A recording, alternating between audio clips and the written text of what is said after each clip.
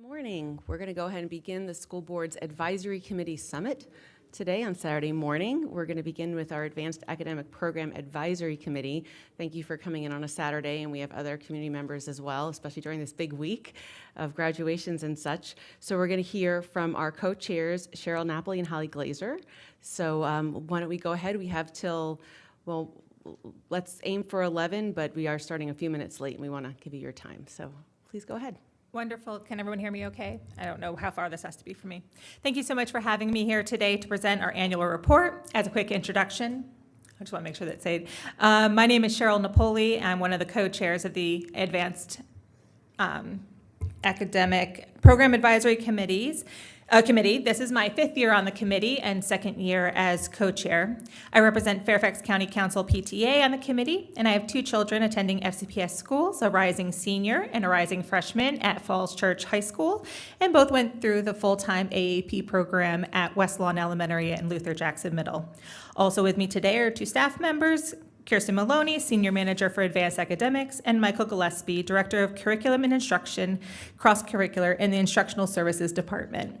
We also have several members of the committee here, so thank you very much. Committee members, if you want to stand, thank you so much for coming today to help support as well. And next slide, please. Great. This is our agenda for my presentation. We're just going to go through the committee charge, background information, key findings, recommendations, and our previous year charge follow-up. Next slide. Sorry that I have to keep checking to make sure that it's there. Oh, that it's not. It's not on the TV. The TV doesn't work. I'll just look at myself. Ms. Napoli, I'm Yes. sorry, I mispronounced your name earlier. We do have the slides electronically. Oh, perfect. we So are it doesn't. following- We don't need to worry about that Yes, then. Perfect. thank you. An external review was conducted in 2019 and 2020 to create a set of recommendations for improving equity across all 4 levels of AAP services. One of the recommendations included expanding local full-time AAP services to every elementary and middle school while providing ongoing review and support for high-quality implementation. Our 2025-26 committee charge was to review implementation of the local full-time expansion, examine strengths and challenges of the local and center models, and consider how the current service models meet advanced learner needs. The expansion was intended to increase access, not replace centers, so we approached this charge with that viewpoint in mind. In terms of strategic plan alignment, we focus on 2 distinct goals. Goal 3, the academic growth and excellence, where every student will acquire critical and creative thinking skills, exceed high academic standards, and achieve their highest academic potential. Full-time AAP services support identified students to meet and exceed their academic potential. The dual service delivery model offers every identified student access to rigorous academic opportunities in a setting that their family determines best meets their needs. And goal 4, equitable access and opportunity, where every student will have access to high-quality academic programming and resources to support their success. The full-time AAP program expansion addresses access inequities that have existed in the past. Increased opportunity of access allows families to pick the service delivery model that best meets the needs of their students. A little background information and the current status of the expansion. In 2025 and 26 school year, we have 29 elementary schools that are designated as full-time AAP centers, with an additional 109 elementary schools offering at least 1 year of local full-time advanced academics coursework. 66 elementary schools had fully operational full-time local AAP programs before the 2020 external review recommendation came out. Fully operational means that at least 1 full-time class in all grades 3 through 6 or 3 through 5, depending on the elementary school, are available. Since the expansion started, 22 additional schools are now fully operational in local full-time programs. An additional 21 schools are in the process of expansion, with 1 or more grade levels offering full-time services. In terms of how the expansion happens, is in the year before it is expanded to an elementary school, AAP staff meets monthly with the principal and AARTs, as well as the grade level teachers if they're already known, to help prepare. Individualized support is given to those schools that need it, especially crucial for immersion programs that have to navigate their specific scheduling needs and delivering the AAP curriculum in another language. And I also want to point out that this expansion was recommended in 2020, and we all know what happened that year and how crazy the schooling was for the last couple of years. And so for this expansion to have gone as far reaching as it has is pretty miraculous, I think, that we've gotten as many as we have. Next slide. Key findings. FCPS's dual delivery full-time model, providing advanced academics in both centers and local programs, provides meaningful options for families and should be maintained. The committee's recommendations focus on strengthening implementation, accountability, transparency, and program quality across both models. The committee intentionally did not seek to determine whether centers or local programs are better. Instead, we focused on how both models can successfully serve advanced learners. Our recommendations are designed to strengthen the overall full-time AAP program. Some strengths, next slide, please.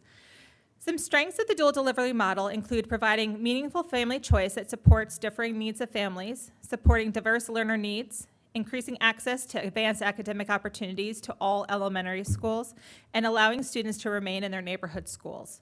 Approximately 62% of eligible families choose local full-time programs when both options are available, and the committee found strong support for maintaining both delivery models. Next slide, please. Some of the challenges we face is that schools have flexibility in how they can structure their classrooms, which can cause confusion or undermine confidence in the program. What schools call the grouping models cause confusion, even among those in our committee. The AAP office has made a point to correct this confusion and encourage AARTs to refine their language as they communicate with families. The two methods of combining students is cohorting and clustering. Cohorting is grouping all eligible full-time students into one classroom, and clustering is grouping a minimum of 6 to 8 students. This is used only in necessary situations such as language immersion programs, or if the number of eligible students exceeds the classroom cap, or when full-time eligible students need to be separated. There's also a feeling of competition between delivery models that exists in some areas, which can impact the school communities. Full-time programs often only have one classroom per grade level, which doesn't always allow the teachers the opportunity to collaborate with peers who are working in the same curriculum. That limited collaboration time means that grade level meetings don't always meet the needs of full-time teachers. Next slide, please. And that leads us to our recommendations. Recommendation 1 is collect reliable data on fidelity of implementation and student outcomes. We encourage that the AAP office develop objective measures to evaluate program quality and student outcomes across all full-time AAP settings. The division currently lacks comprehensive data to determine how effectively the programs are serving advanced learners. This recommendation provides the foundation for all others. The need for stronger data collection emerged repeatedly in our monthly meetings. The current fidelity of implementation tool is self-reported data, and outcome measures should be used to drive continuous improvement. The fidelity of implementation tool should be expanded to include the grouping model that the school is following, teacher endorsement and certification rates, implementation of AAP curriculum, student growth and academic rigor indicators, student experience and engagement measures, and access to academically focused extracurricular opportunities. For students attending the center and local AAP full-time programs, we would also like longitudinal student outcomes that can be monitored, such as middle and high school course selection, AP, IB, and DE coursework, and test scores, and advanced diploma rates, for example. Recommendation 2, next slide, please. We would like to invest in teacher capacity for working with advanced learners. We would like to strengthen professional learning and incentives for teachers serving advanced learners. We'd like to incentivize AAP endorsement completion. Full-time AAP teachers have 5 years to complete their endorsement in advanced academics. We'd like to fund that endorsement coursework, expand professional learning opportunities, increase awareness of advanced learners' social emotional needs, and support AARTs as instructional leaders and differentiation coaches. The teacher expertise is the most important factor in delivering rigorous, responsive instruction. This recommendation was one of the strongest themes from the teacher and AART panels, and it includes support for classroom teachers, counselors, administrators, and AARTs. I know the school calendar is a hot topic, but we'd encourage the school board to support teachers' needs for professional learning that can be completed during contract hours or compensated financially if not. Next slide, please. Recommendation number 3, improve communication about and positioning of the full-time AAP delivery models. We want the division to provide clearer, more consistent information about local and center full-time AAP options. Families need accurate information to make informed decisions for their children. The committee heard concerns that competition between programs can create confusion, and better communication can improve trust and decision-making. We'd like to shift messaging from just choice to best fit for student need. Clarify the similarities and differences between the models, define grouping practices consistently, as I mentioned earlier, share outcome data with families once the AAP office has it, and expand joint local and center orientation sessions. For an example, Edison Pyramid hosted a session this year that had all the elementary, middle, and high school families and showcased the advanced course or progression beyond the elementary schools. We know others have hosted joint sessions as well, and we hope this continues to expand across the division. Next slide, please. Recommendation number 4, strengthen collaboration among full-time AAP teachers and schools. We'd like to create stronger structures for collaboration and sharing best practices. Teachers should not have to work in isolation or recreate resources independently. The collaboration can increase consistency while preserving local flexibility. Teachers specifically requested more opportunities to learn from one another and expand a collaboration across the local and center programs, share successful practices system-wide, support vertical and horizontal teacher collaboration, and include collaboration time in their calendar planning time. Next slide, please. Recommendation number 5, conduct robust evaluation of full-time AAP. We'd like to have you commission a comprehensive review of full-time AAP implementation and outcomes. APAC's access to data and stakeholders was limited, and a formal evaluation can provide deeper insight. This recommendation would extend the work begun by the committee, and an external review would provide additional objectivity if funding permits. The comprehensive review should include the local full-time expansion implementation, gathering stakeholder feedback, establishing long-term outcome measures, and identify opportunities for program improvement. A comprehensive review was conducted in 2013 and 2019, and so we are on a similar timeline projection to conduct another one. Next slide, please. And I want to share the charge follow-up from last year's charge. Our charge last year was exploring the advanced placement and international baccalaureate options for FCPS high school students. Since the report was presented, FCPS has expanded resources, academic advising tools, and supports to help students and families make informed decisions about advanced coursework pathways.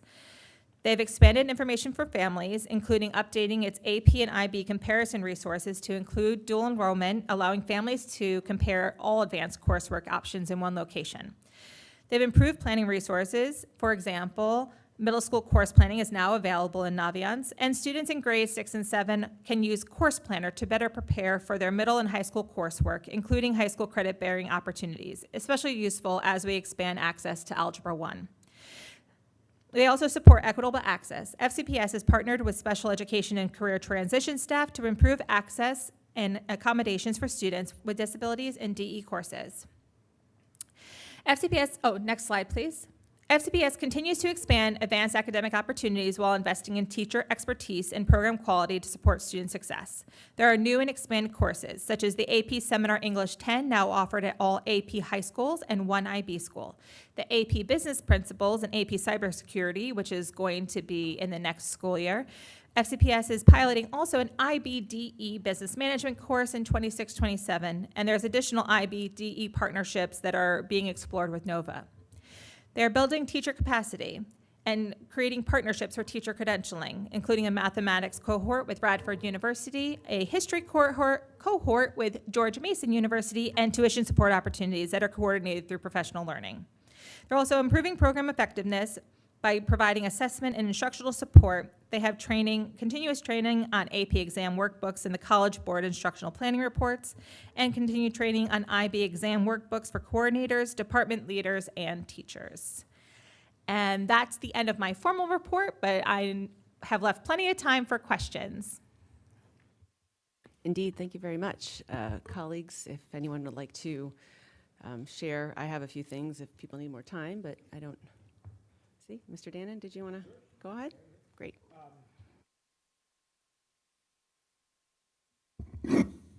Thank thank you all for taking the time to put this through. And it's fun hearing some of the same themes we heard from the Advisory Committee Summit a couple weeks ago, especially around collaboration. And I hadn't thought about collaboration among teams, and I know that was a point brought up, I'm trying to remember which session it was, that or maybe I was talking to a principal about the importance of having multiple AP classes in the same grade and same school, so you have that kind of collaboration. So what would it take to get that collaboration across schools? Is it more professional development time? Is it space? Is there a technological platform, or how can we help provide that?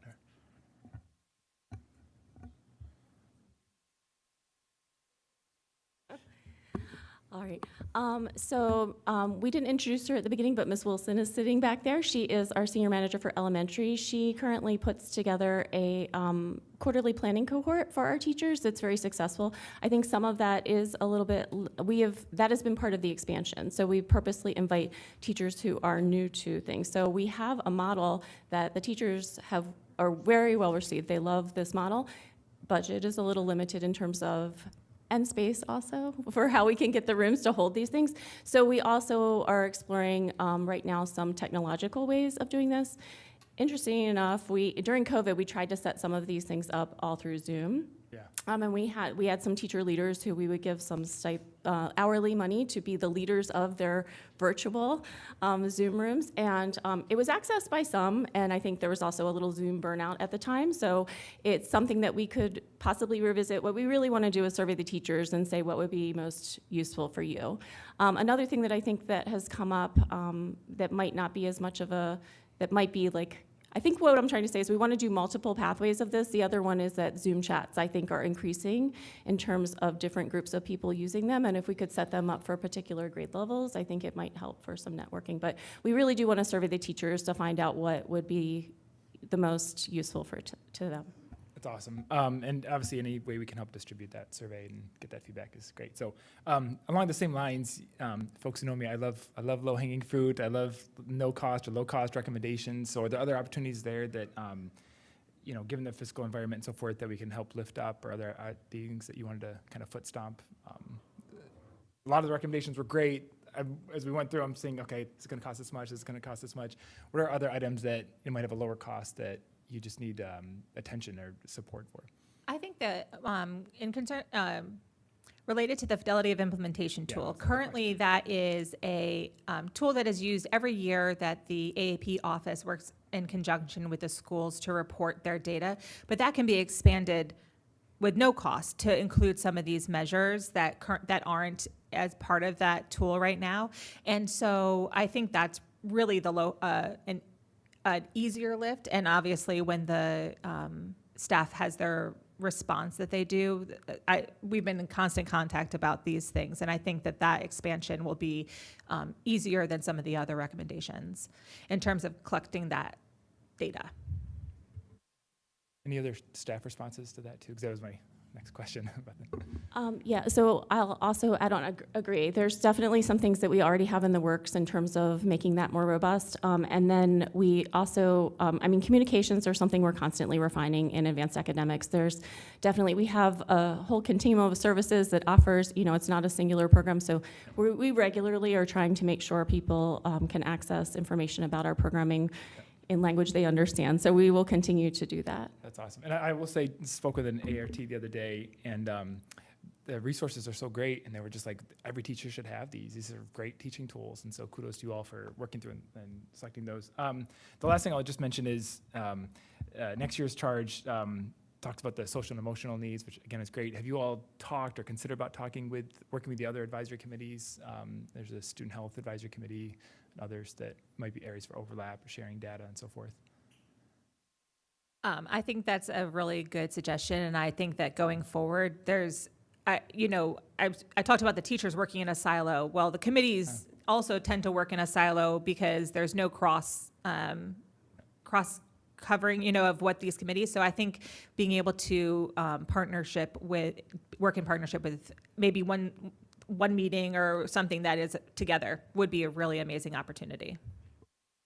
Can I ask, what's the feasibility? What could that look like for my colleagues to set something like that up? Would it be like over the summer, just getting space here, getting the chairs together? I mean, and we can take it as a something to talk about afterwards, but I'd love to hear thoughts on how we can kind of bring different committees together. Maybe it's like a fall check-in as they get started and so forth. So great. Okay. Thank you all so much. Okay. Thank you. Mr. McElveen, followed by Mr. Moon.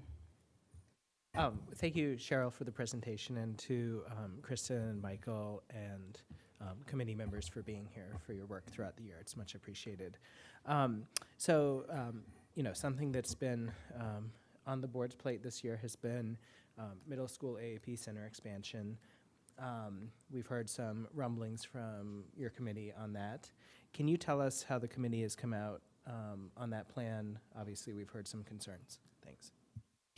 I will say that the committee did not do anything as a committee, as a statement on middle school expansion. We did have 2 different meetings that were dedicated to it, which took up some of our yearly time and discussions.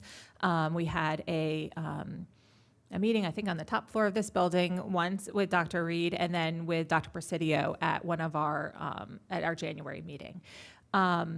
I think there are strong feelings on both sides of the middle school expansion, and I don't think I will say the committee did not vote on a stand. I can tell you what I think, but I don't know that, I don't think that the committee did not. And with no disrespect to the committee, I find that problematic because this is something major that the system is undertaking. Again, this is not directed at you, but the fact that we have very divergent opinions on our advisory committee on this, and I see less divergent opinions on the board, I would be grateful for something from our advisory committee on AAP. Because as one board member, I don't feel comfortable embarking on something of that magnitude without guidance from one of our valued advisory committees. So I don't know if you have any comments on that, but I will leave that there. I would love to. We're volunteers and we're community. So we actually don't have access to the data that you have access to, that the staff has data access to. So we operate in a way that we only have access to what we can have access to. I think that once the conversation starts talking about centers or watering down centers or changing how centers, I think people just hear centers and centers are going to go away, and it sends off alarm bells. And I don't know that it's necessarily from a place of data or or actuality of what's happening in the schools. I also know my kid just finished middle school, but there's people on the committee whose kids haven't hit that middle school AAP center yet, or the access to, and people whose kids were there 5-10 years ago, and things have changed quite a bit. So I think it's really hard as a committee to approach it just because we don't have access to that stuff.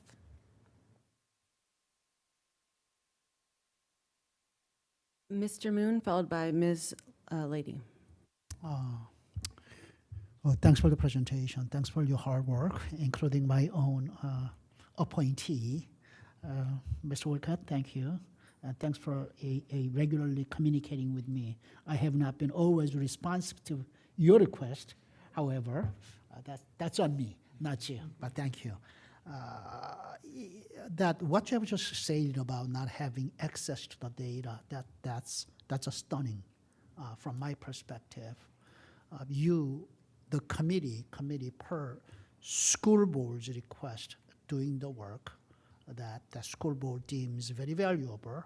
And is that the data, you requested certain data but not provided by the staff, or you have never asked for those data?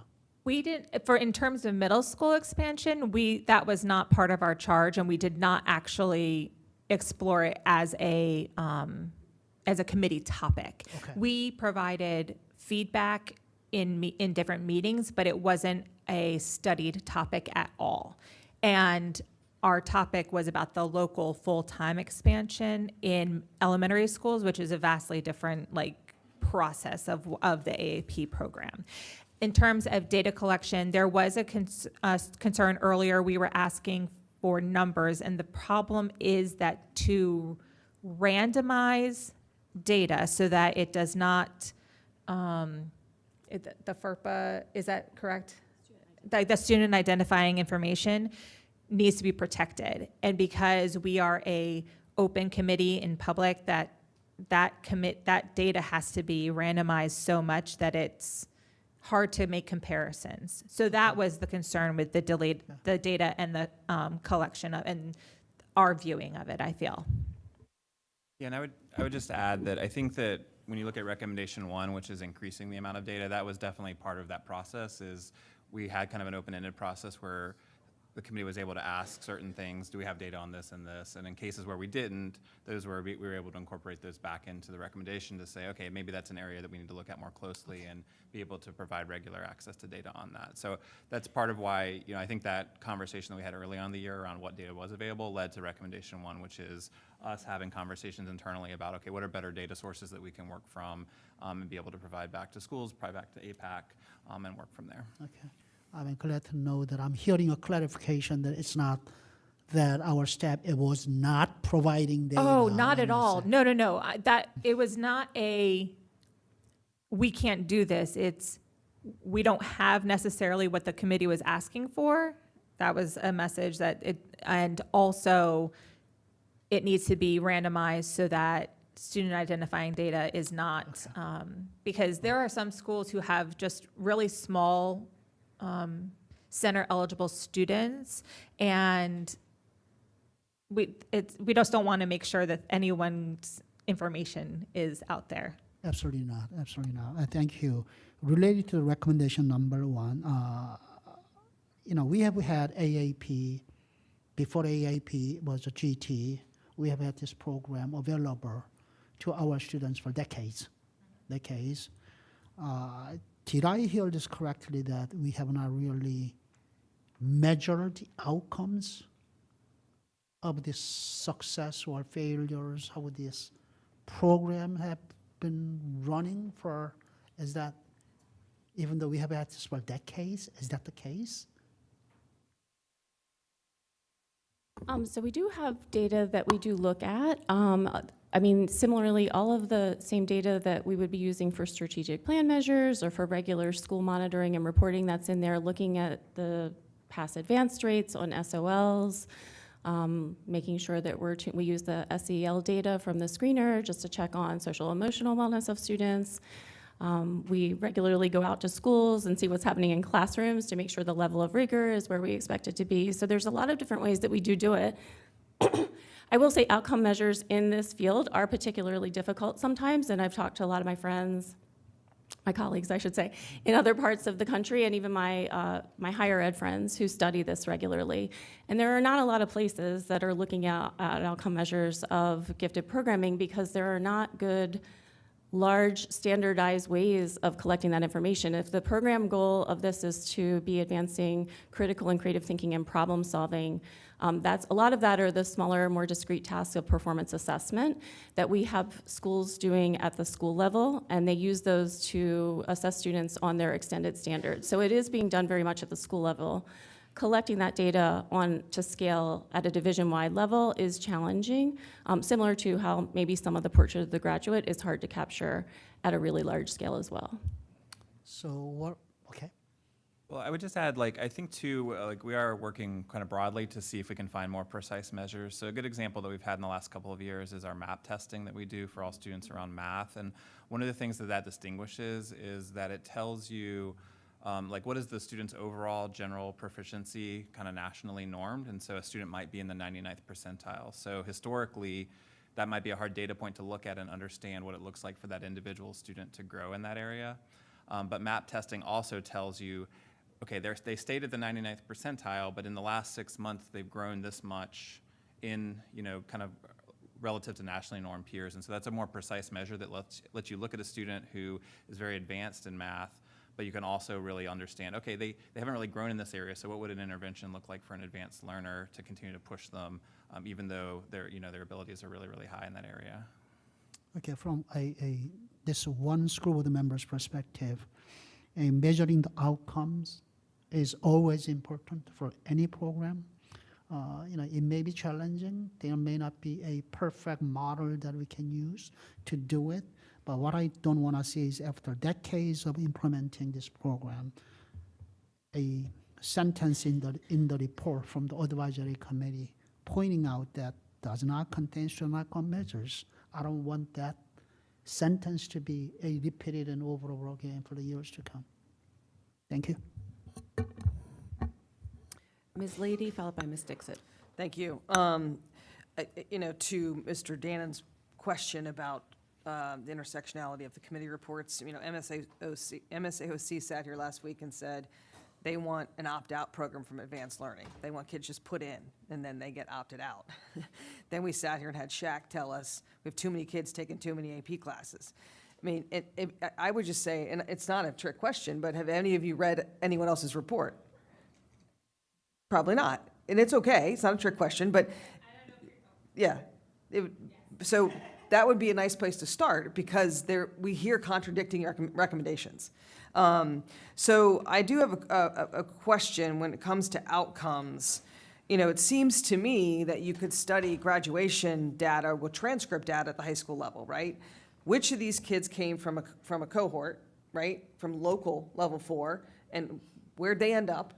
In terms of what is your measure? Is it a calculus class? Is it IB diploma? But measure that against center-based kids. That'd be my biggest question because I want to see, is there a difference? And then kids who weren't even in either, and where are they finishing? And I think this is back to my strong belief in middle school AAP center expansion, is because for example, I lose 100 kids to Hughes. And we have local level at Herndon. So, and if Herndon was the center, well, if they were both centers, Herndon would have more kids. So it's because my next question is, can you help me understand the benefits of a cluster versus a cohort? And I'm thinking more because elementary schools are doing more departmentalization. Right? Because we know kids are more advanced in mathematics perhaps than they are in literacy. But so we don't want to cohort them in a 6th grade class or even 4th grade because we're doing departmentalization down even younger years. How does that intersect with AAP centers? And the kids who should be pushing in, like for example, algebra, are we cohorting algebra 1? And I guess we are in AAP centers, then we have a different algebra 1 for kids that are not in there. I guess I'm just trying to learn, if I'm at that academic level in that discipline, why can't I interact with all the kids at that academic level in that discipline?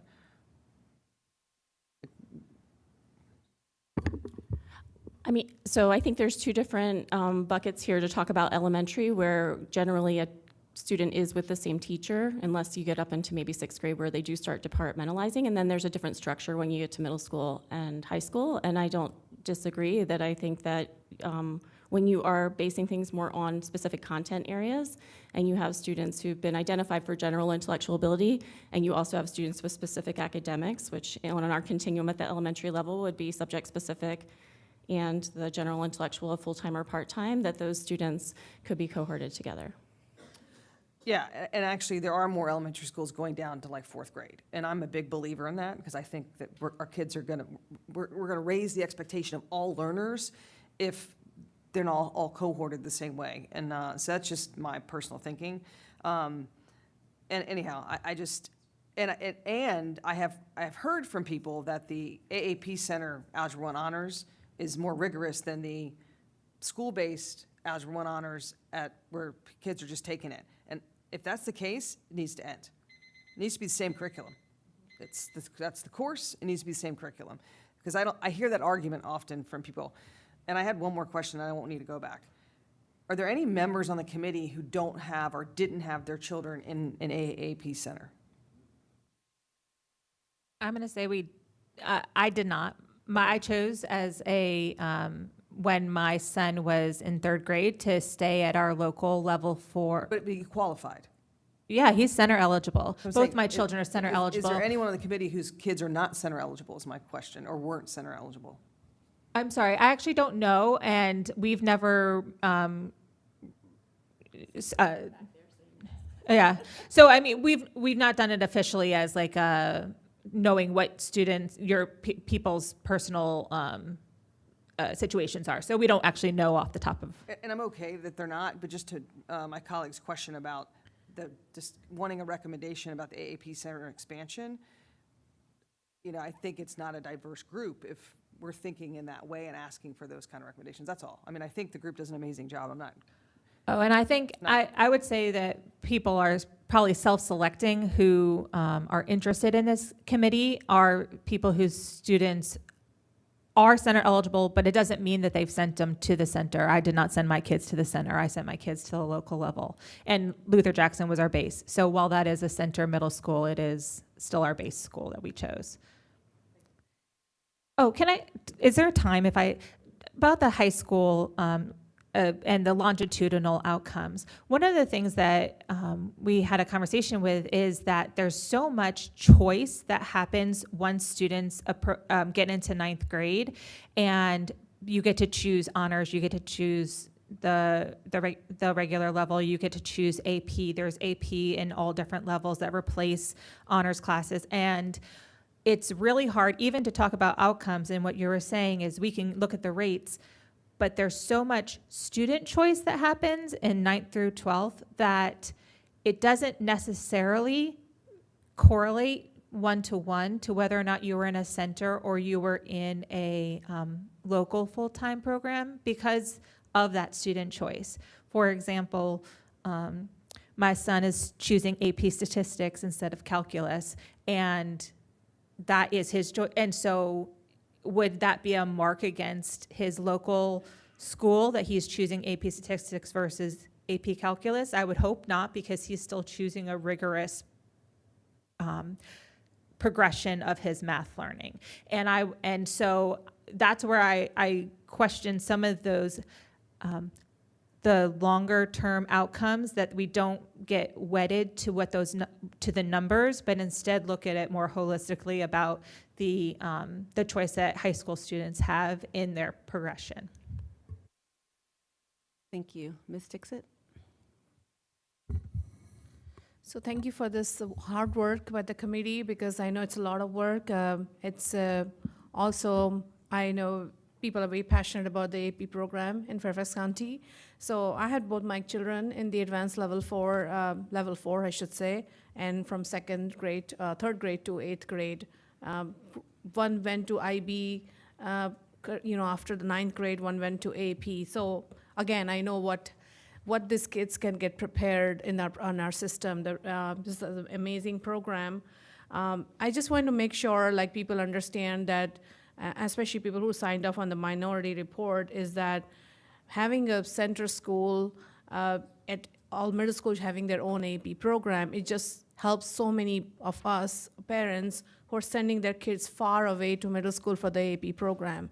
My kid was in the bus 50 minutes before in the morning, because our local Liberty did not have an AP program. So it's just a lot of difficult, especially those young students, to go sit on the bus for 40 minutes and then come in the same way. So I just want to have that parent voice in that, what parents think, and in a broader way, especially those who have kids enroll in the AP program. I want to hear from them, and I'll be reaching out to my community for that. I understand that there is more need of having more local AAP for elementary school too, but I know you guys are recommending both options. Here, with the boundary work, I heard more and more from parents that we want our kids to be together. We want them to stay in the same elementary, then middle and high school, and kind of grow as a cohort. And but then the center school exactly do the opposite. You stay in one school to 2nd grade, then you 3rd grade, and then you go to another, depending on the AP program. So you're splitting kids again and again. So and I know some of our passionate parents wants those AAP schools also. So I just kind of wondered, how do I keep these kids together if they're all in different AAP programs? So as one board member, I would be interested in having more local level AAP centers. I wouldn't call them centers, I guess, local programming. I think is save on bus transportation and just overall a very, I think it's a great collaboration. I did want to ask about one question. Every school does things differently in the AAP program. How do we make it as a more of a systemic AP program, and the programming and the curriculars, and some have chess clubs, some have this, some have that, science fairs. How do we kind of standardize that? Any ideas? So that's one of the things about the data collection that we heard from, is that the extracurricular activities, that is so school-based and really doesn't have anything necessarily to do with centers or local programs. It's, does the school financially prioritize things like that, have the opportunities, and the teachers that want to host those events after school as well.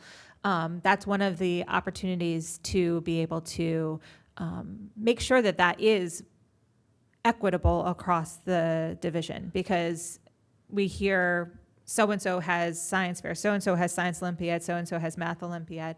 I know that there has been funding provided to create, I think it's Title I schools have had funding to be able to have science Olympiad at their elementary level, and that is really one of the greatest opportunities to be able to offer that to all those students, because whether or not you're a center eligible or not student, you have access to that after school academic opportunity. And I will build upon what you said about the centers. I personally came into this charge with a very specific viewpoint that the expansion of local is the best thing and it needs to continue, and that the having access to advanced coursework is important to have in every school, because that means that everyone has access to it. Being able to push into those classes, being able to have access to that rigorous instruction. And I thought I was going to come here and be like, okay, get rid of centers. That is not my viewpoint anymore after having this year, because what I learned is that because the schools are so different. I came from a school with 800 students in elementary. We had a full classroom of full-time identified students. I only have my perspective, so I just assumed everywhere has that, but not everywhere has that. And so being able to give the opportunity, and especially in those smaller elementary schools that maybe have 2, 3, 4 identified students, the opportunity to be able to go to a place where they can be with a larger cohort is important. And so I'll say that. I mean, I came at the beginning of this year and the end of this year in very different viewpoints, but also with the middle school expansion. And I said, my own viewpoint, I think it's important to expand it. I think it's important to be able to keep communities together. And if it's offered in your local middle school, it's important to be able to continue elementary, middle, and high all together. There's so much about that community. We go to Falls Church, and We Are FC is constant from the time they're in kindergarten until they're seniors. And it is really, there's something to be said for being able to stay as a cohort your whole time with your community. Thank you. I'll take a go back if time permits, but thank you. Sure. Yeah, so we're doing well. We have at least 10 minutes more. I'll go ahead and speak, and then I've got Miss Lady. So I just feel like there's so many connections with the large-scale things that the division is working on. Strategic plan, boundaries, course selection, and course mapping. So I just wanted to really pose more to my colleagues and the superintendent. How do we take your recommendations and do something with them? Because that is often a lament that we hear from our fine volunteers. So the strategic plan connection. So I was looking through our strategic plan, and goal 3 is academic growth and excellence. Goal 4 is equitable access and opportunities.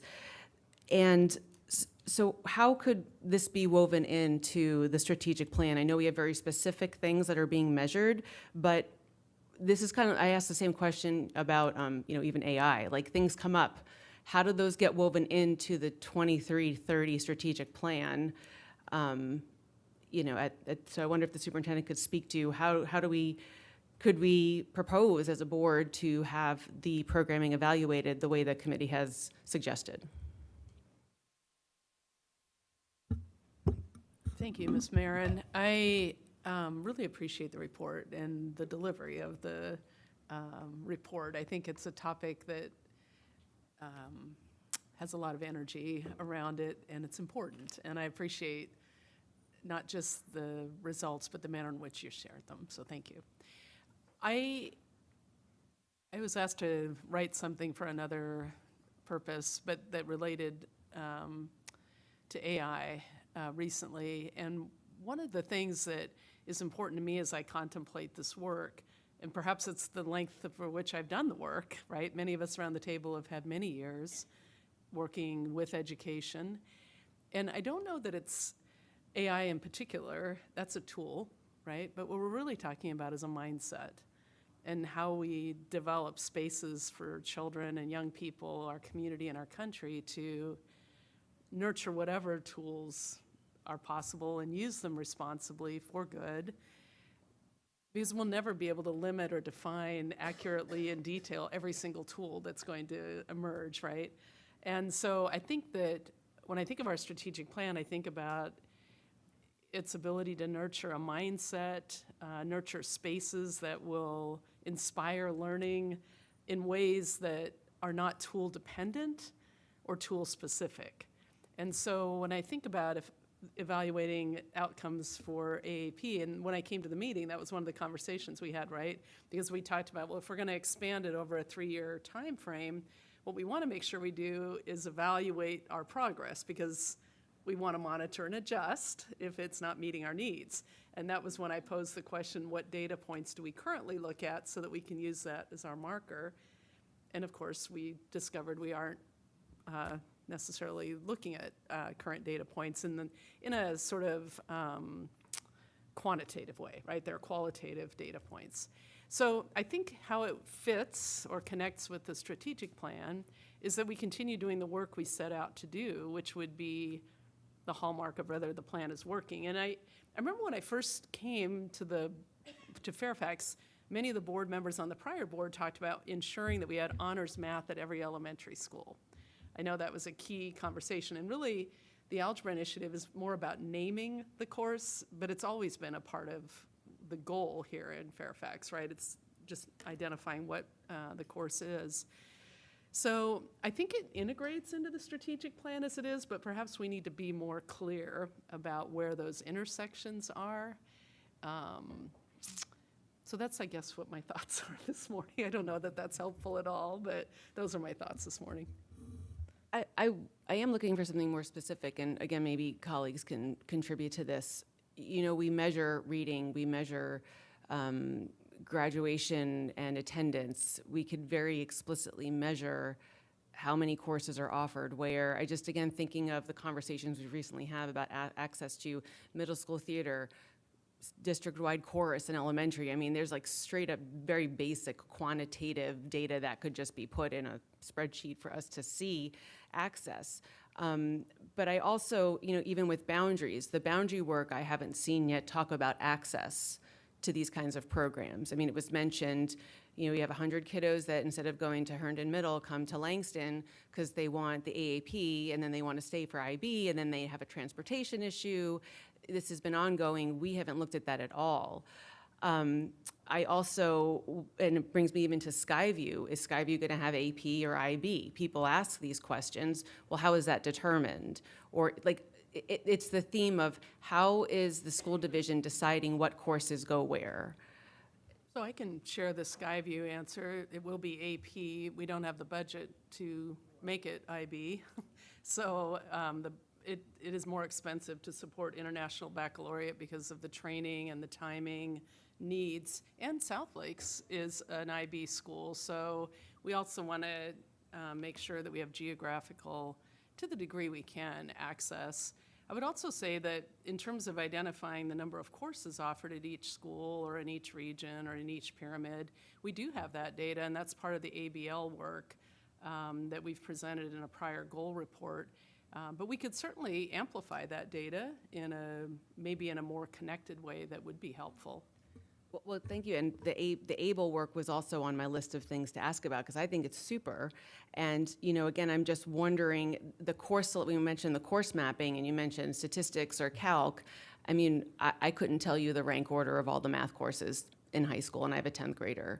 So how are parents, this is an ongoing theme I keep raising, how are parents educated? Their kid might want to, I was at Marshall High School for their geography bee, and this was an initiative of a teacher who lamented that we do not require 4 years of social studies. So she created the human geography, which I believe you spoke about in our last meeting, Dr. Reed, and she has 5 sections. But why is that in just one high school? And that goes to, again, so these, even though that's not explicitly AAP, it's the same pattern of how is it being decided? What does the board's role have in it? Should we be recommending specific data collection on some things when the strategic goal reports happen, in the coming year? I can respond to the geography requirements. We don't require 4 years of math either. There are a number of requirements that we pretty much follow the Virginia either standard diploma or advanced diploma requirements. As far as AP Human Geography, it has been added, I believe, to our standard course offerings. Am I correct? Yes. So we have added AP Human Geography, I think a couple of years ago, and also made it available for 9th graders. It was originally intended by College Board and written for 9th grade, as was AP Environmental Science, which was added similarly to our standard course offerings. But I think, we can double check Kirsten and Michael to make sure that's front and center for scheduling. Well, just to finish up on that, I'm remembering now that the teacher created that because so many students wanted a geography or something, but they didn't want AP in their senior year. So adding AP as an option, if kids aren't going to take it, it's not meeting that need. So again, where does it come to assessing what's offered, making sure it works? Did you want to add something, Ms. Napoli? And then we'll go to Ms. Lady. Yeah, And I after think that. your statement about the math pathways is interesting because at our high school, at the there's I believe it's in January. All of them, the months all sort of go together at this point, right? But they actually host a math pathways section as part of the parent thing. We have a flyer that says, if you start here, this is your path, and it gives all the different, pathways off of that. And so, and this is sort of going back to that collaboration and the sharing best practices.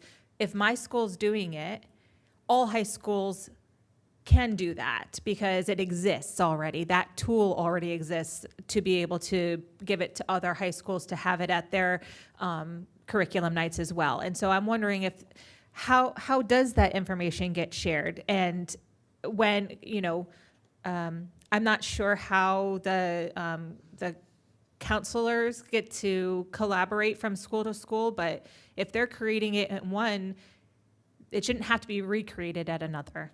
Well, so thank you. Let me turn to Ms. Lady. So we're at 11 o'clock. Perhaps if Ms. Lady and Ms. Dixit can each have their turns, and then that would conclude us for the morning. Thank you. And again, I want to uplift the fact that I want all of our kids to be held to high standards academically, and however is the best way to do that, hopefully we land there. But the ABLE work, my question to Dr. Reed is, within the ABLE work, would it be possible, because the designation is still in the student record if a student was local level 4 AAP, could that be added as a column of sorts, just to see what when college admissions is doing files, they call them tops, right? Did the student, the highly selective schools, right? Did the kid take the top course in English? Did they take the top course in history? So could we do something similar? Yes, ma'am, we could. In fact, we've already begun that work with as a result of our work with our Twice Exceptional Committee.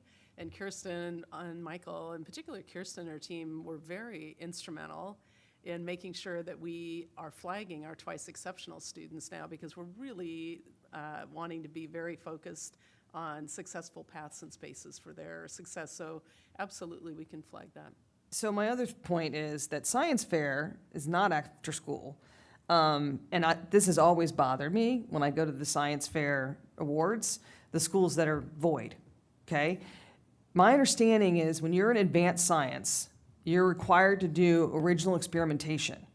And that is supposed to be science fair. But we have some schools that do not require science fair because it's a lot of work and a lot of kids push back on it. I would love this board to discuss the fact that if you're in advanced science at certain levels, not APs, they're a lot more into the curriculum, but if you're taking bio honors, chem honors, you need to be doing science fair, period. Like, I don't know how else they're checking that box. That's part of the POS, and same with middle. They should be doing science fair. So that just is a thought. And the other thing is, in terms of all of our schools, we have to remember, we have standard course offerings. They're offered in every school. They're standard. If kids don't pick them, they don't get taught. So we're always going to have some classes taught one place that are not taught somewhere else. And sometimes you have a rock star teacher like this world geography teacher who might then increase the number of sections like that, whereas somewhere else they might have a rock star AP Econ teacher. And it ebbs and flows. So just, but this is great work, and yes, science fair for all. Ms. Dixit? Thank you, Ms. Lady. I feel the same way as you are saying. And a couple of things. You mentioned something about in some school, local school, we might even have like 2-3 kids who are eligible for AP. I beg to disagree because I feel there's a lot of potential in our students, and we need to nurture that. We need to find that spark when they're first graders, second graders, and I think there'll be more opportunities. I think maybe there are other ways to find that spark in them instead of giving them a math test or a reading assignment. So I do feel students learn different ways, and there is a lot of talent in our kids. But also wanted to ask Kristen this question to you, is about the link of technology and the AAP students. Like, do you think the kids in the advanced academic curriculars they need more access to technology for their coursework, or their science fair, or not science fair, just example, but yeah, like robotics. I'm talking about elementary schools. Would they need more access to technology? I would say at the elementary level, similar to I think a lot of the discussions that are going on about technology use, we want a lot of the collaboration going on. We want hands-on things going on. Interestingly enough, we just piloted, field tested, Defined Learning, which is a new piece of our curriculum that has interdisciplinary and a lot of science and STEAM career-focused project-based learning. And the teachers who came to present about that at the end of the year last year talked about how even though there are technology components, they tried to steer into the hands-on and into the more old school things, that instead of being on the computer all the time, just because they see the value of that and the things that are important, the soft skills that come out of those types of things. So at the elementary level, I don't think advanced learners need more technology. It's similar to what we would want, whatever the balance is for all of our students. But middle school level, you think they might, especially if they're doing science fairs and robotic competitions, and my kids were involved in that. There's a lot of research goes behind that. I do think the research, and similar to a lot of the conversations about technology use, it's what are we using it to do? If we're using it to do research and pulling it in that way, yes, I do think for advanced learners, we do have a lot of inquiry-based instruction that's very student-driven, so that access to that information or those tools that might take them to higher levels, those would be important. But it goes back to what are we using it for, in my opinion. Right. Go ahead. Oh, and I just wanted to follow up on clarifying about the number of students.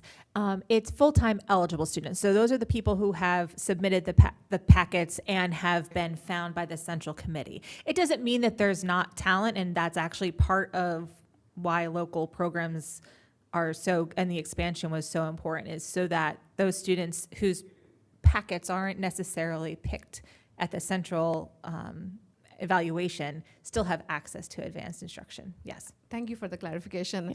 And lastly, and I've got a few more minutes left, I would say that, again, there are kids in kindergarten to second grade before we have equity issue, right? Not in school, but even coming from families. I could teach my kid how to do math when he was 4 years old and do math, subtract, addition.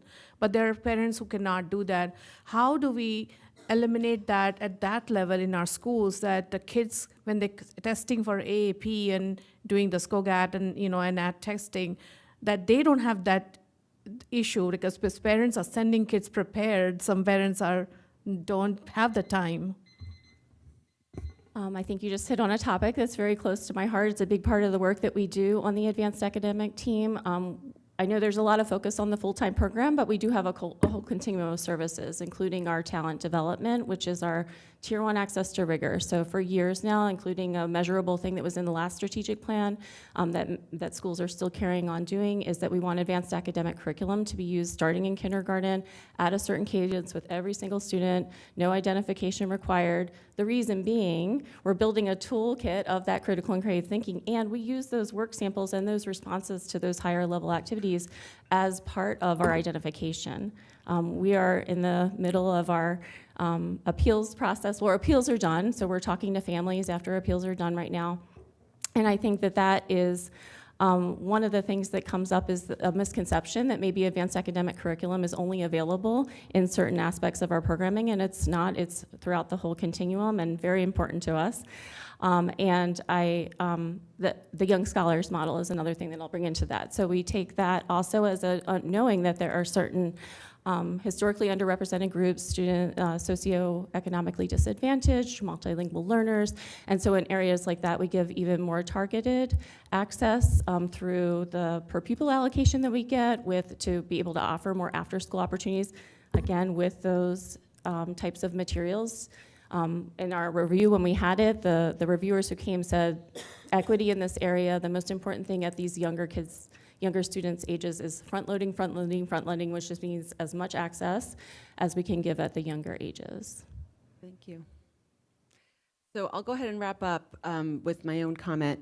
So I just keep wondering, like, what's the board's role in recommending and directing instruction? This is something I've asked before. So, like, if we want to recommend that every high school have a science fair, what mechanism do we as a board do to make that happen? Do we make a directive and just, do that either during an executive limitation or a strategic plan?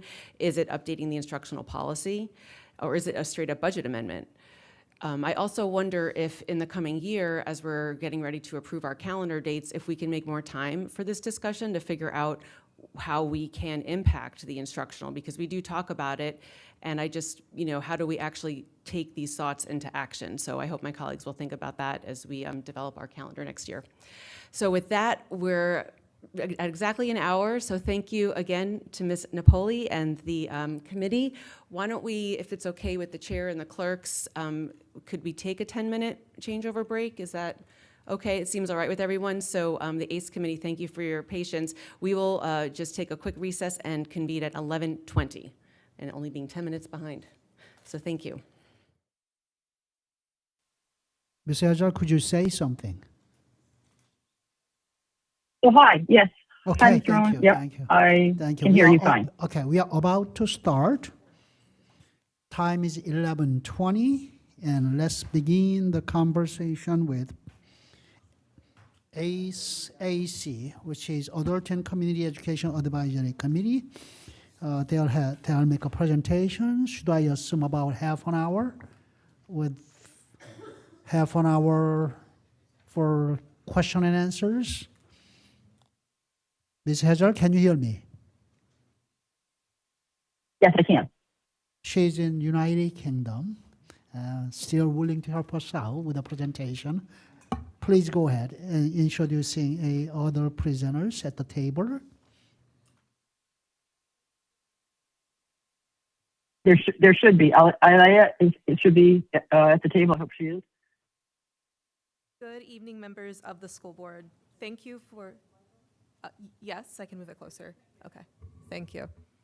Good evening, members. Yeah. I can do I can do the presentation, Ellie. I just want to make sure that you were there. Oh, yeah, okay, great.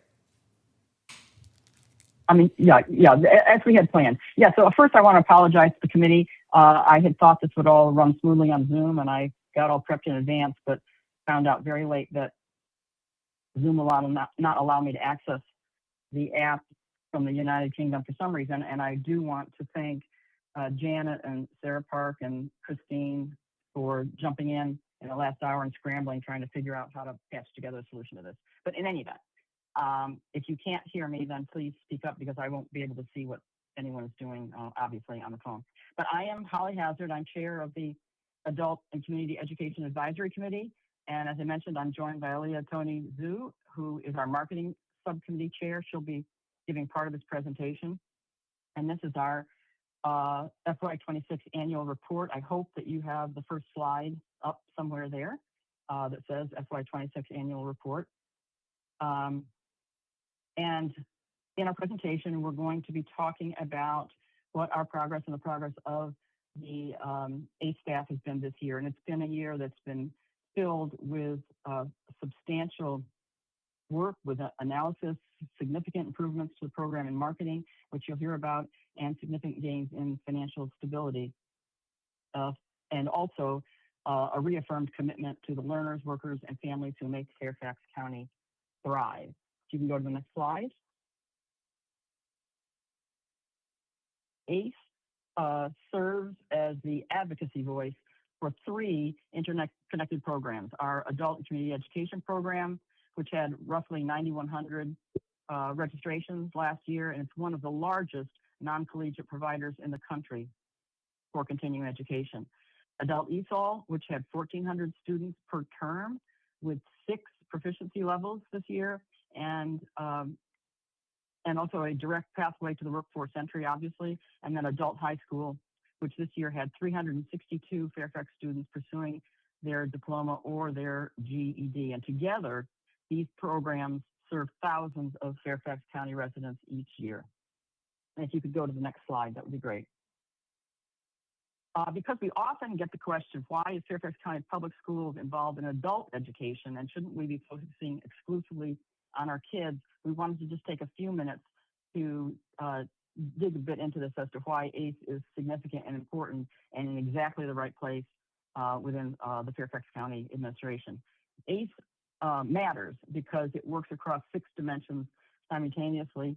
Education, of course, with pathways that no other institution provides. Workforce development programs that fill real gaps in our economy.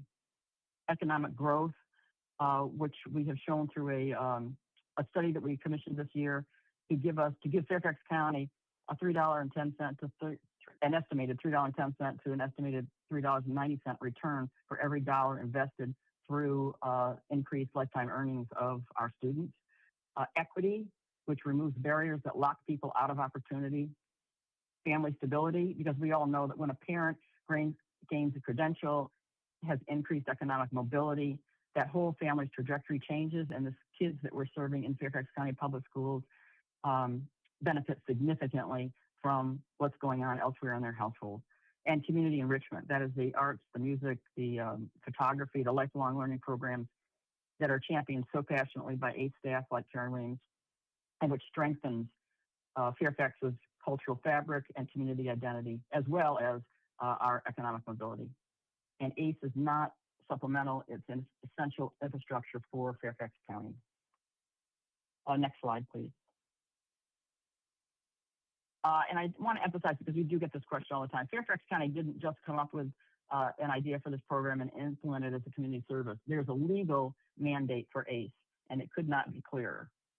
The Virginia Constitution requires an efficient system of public education for all Virginians, not just children. And our code requires adult education programs in every school division. So this is mandatory for Fairfax County as well as every other county in the Commonwealth, and as well as Virginia's workforce law and the federal WIOA. And AEFLA frameworks further obligate state and local participation. So funding for ACE is not a charity and it's not an add-on. It's in compliance with federal and state law. Before I get into the meat of what we have discussed this year, next slide, please. I just wanted to identify our fabulous 14-member committee, which each of you participated in adding a significant variation in voices for ACE. We have participants on the committee from every corner of Fairfax County, and as well as 2 student representatives in our group, and we work with staff primarily Paul Steiner, Karen Williams, and Christy Brody, who I really want to thank for all of their exceptional work with us this year to reach our goals. And the committee members, well, I guess I will read them all. They deserve to be read up. So it's me, obviously. Susan Beeman, Aaron Mutakocha, Susan Wagner, Priya Krishna, Molly Sullivan, Brian Thorson, who's the vice chair, Javier Calderno, Alea, who I've referenced before and is sitting there at the table, I hope, Peyton Smith, Darcy Kim, Tiffany Price, and our 2 wonderful student representatives, Amanda Lee and Haseen Nimar. I'm sorry to mispronounce it, Nimaja. And these folks have come together at least once a month, and many of us have worked countless hours in between sessions to work with staff to ensure that the goals and priorities of the committee are being worked on, and that the staff is assisting us with meeting the overarching goals of the committee and hopefully of Fairfax County Public Schools. And just a final note on our committee members: we are parents, we are past FCPS employees, state government employees, private sector employees, students, accountants, attorneys, teachers, and many more. So there's really a fabulous cross section of stakeholders who are representatives in your appointments to this committee. Next slide, please. Our formal committee charge this year was about integration, connecting ACE, the K-12, and the community with a focus on CTE. The 3 pillars of this are integration, which is breaking silos, CTE pathways, which are clear routes from high school into ACE, and pipeline building, which is systemic outreach to others in our community who may benefit from the programming that we provide to future employees. And this thread runs through all our major accomplishments and recommendations for this year. Next slide, please. FY26 was a year of significant accomplishment for the program staff at ACE, and I do want to compliment them on all the hard work that they've done. First, they have developed and begun to implement a 3-year strategic business plan. This is something that our committee has recommended for a number of years, and it has come to fruition this year. And it's the specifics of that plan are should be attached to your annual report. The second is the first ever independent economic impact study making a definitive case for investment. That is that the study found that this is estimated because we could not get a study specifically for the economic impacts for Fairfax County ACE without spending tens of thousands, hundreds of thousands of dollars for it, because we don't have the information on students in such a form that we could do the analysis. But the good news is there are a large number of studies that have been completed for like programs, including those in Virginia, that allowed Rick Clayton, the economist who agreed to do the study for us, to estimate that Fairfax County sees a return of $3.10 to $3.90 of local economic activity for every dollar that we invest in our workforce programs. The third accomplishment was an unprecedented K-12 outreach, which Alea will talk about in a little bit more detail when we get to her slides. The CIS targeting alone reached 45,000 households. And then the fourth accomplishment is an 8% revenue growth for the programs of ACE, despite real cost pressures, including some significant and record-breaking promotional campaigns that, again, Alea will highlight in her section of the program, which I believe starts now. Aaliyah, and I chaired the marketing subcommittee this year. I want to spend some time on this slide because what happened this year was absolutely incredible. It was. And Aaliyah, if I can interrupt, I'm having a hard time hearing you, so if you could move the Yeah, I mic can move closer it to you, I'd closer. appreciate it.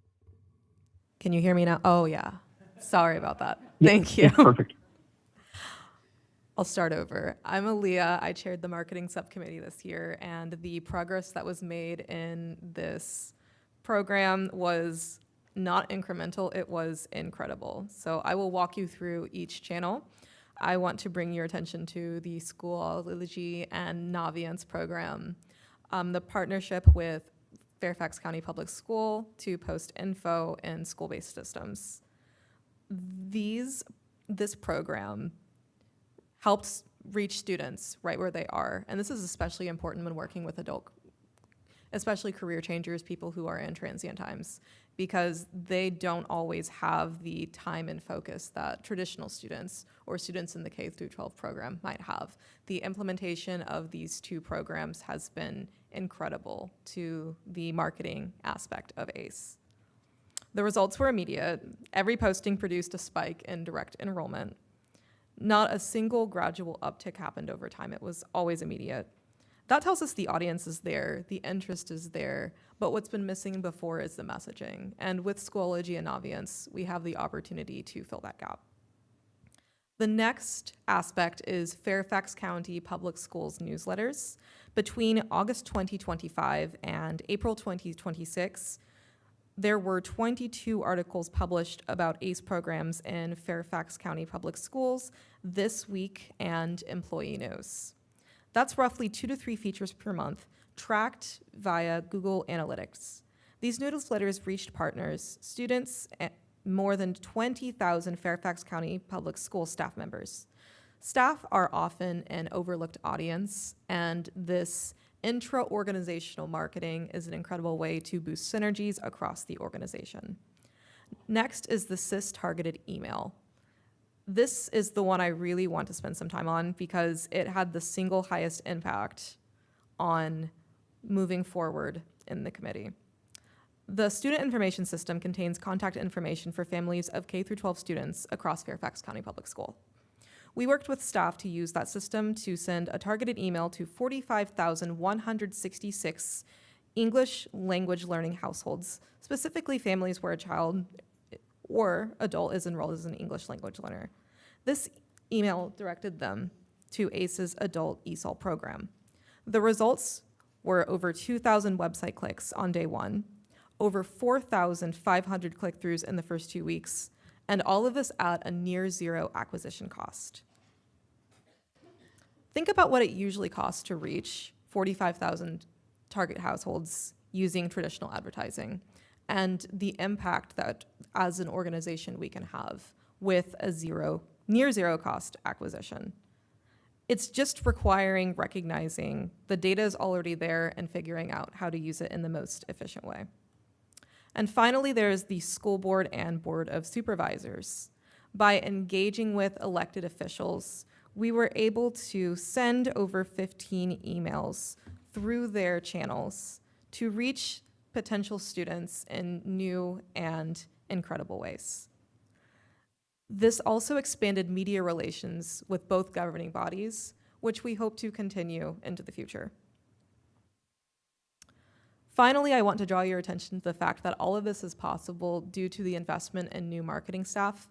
By investing in in-house marketing, it will bring marketing costs down over time and also increase the impact. In the future, ACE plans to focus on organic social media to improve the impact of the near zero acquisition cost of students. Here are some of the results. Thank you. Here are some of the results of the sales campaigns, and the word unprecedented, I believe, is an understatement. Especially, I want to draw your attention to those Black Friday sales. So this is the first time that we've been able to have a Black Friday sale to this extent. As you know, typically it would be through the mail campaign, but this was the first time that we were able to track and implement something through email. And I don't want to use too many jargon terms, but the price elasticity of demand of this program is incredible because dropping the price, even a small amount, resulted in resounding sales. 72,919, a 1,059% increase. There was a similar promotion on January 26th that resulted in a 21,198% or 792% increase. And compared to prior years, that's just incredible. We also saw a strong uptick for a President's Day sale. And what's fun about this marketing campaign is the ability to run themed campaigns. So the March Madness promo also sustained momentum and allows us to stay in touch with people. Using marketing terms, it moves people down the funnel and warms those client relations. Did you want to take these slides or do you want me to continue? I think you have slide 10, and then I'm on slide 11. Perfect. Let's talk about the financial reality. So tuition revenue growth year over year, strong across all program lines. The marketing work, the promotional campaigns, and the outreach is working. Enrollment is up and revenue is up. The reason why this is important is because this leads into some of our recommendations that Holly will speak on more over time. In addition to the unprecedented growth that we've had, we also have had growth in cost. That said, while we do have aspects of ACE that are run as a business, we do fundamentally need to cover the overhead costs, and we are partially reliant on partners like you in order to continue to make the impact that we make on students of all ages, of all socioeconomic status, and of all walks of life. The financial reality is that there was a 5% salary increase and 12% benefit increase due to the union negotiations. Structural intervention is required because of this, because in addition to providing workforce development programs, ACE also cares about having high-quality staff and providing high-quality care of the staff that serve ACE. Take it away, Holly. Thank you. Okay, so with that in mind, let's get to our recommendations for the school board. Number one is a recommendation that the staff explore the possibilities of collecting Social Security numbers for the students who are in CTE classes, because although we were able to have an economic study done that supported our theory, all of our theories, that an investment of ACE is an investment in the future of Fairfax County in terms of the economics of Fairfax County, we don't have an ability to collect that data specific for our own students. And there is a sense that Fairfax County or Northern Virginia certainly may have different patterns than in some other areas of the Commonwealth and certainly the United States.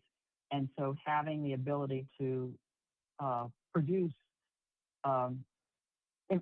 evidence that these programs are benefiting the economic forecast for Fairfax County, we believe would be extremely helpful in advocating for these programs in the future. We do recognize that there may be some significant legal and other issues related to trying to collect Social Security numbers, but we did want to put that recommendation out there. That was the recommendation of the person who did the economic study. And also for full disclosure, the person who did the economic study was also my husband, who has spent 40 years as an economist with the Bureau of Labor Statistics, but I didn't want to hide that. But in his opinion, having that information would be extremely helpful in terms of being able to collect additional data. The second recommendation is to further engage with the Fairfax County Public Schools communication support staff. They have been extremely helpful for the staff of ACE this year in many of the marketing programs that Elia referenced and that we have been working on, but we would enthusiastically support a recommendation from the board that they are able to engage more fully and as best they can with continued outreach and communications, because they really are the experts on outreach for the Fairfax County public school ecosystem. The third recommendation is that the board direct or ask Mike Malloy to, in concert with his work with the state legislature on obtaining funding for Fairfax County Public Schools generally, to look into what may be available in the state budget for workforce development grants, because they are in the budget and there are other localities that are getting them. And we're not clear on how or how that might happen or what might be appropriate, but we are aware, I am aware that Mike is an expert on the state budget, and I believe that those monies are out there and that we might be able to capture some of them.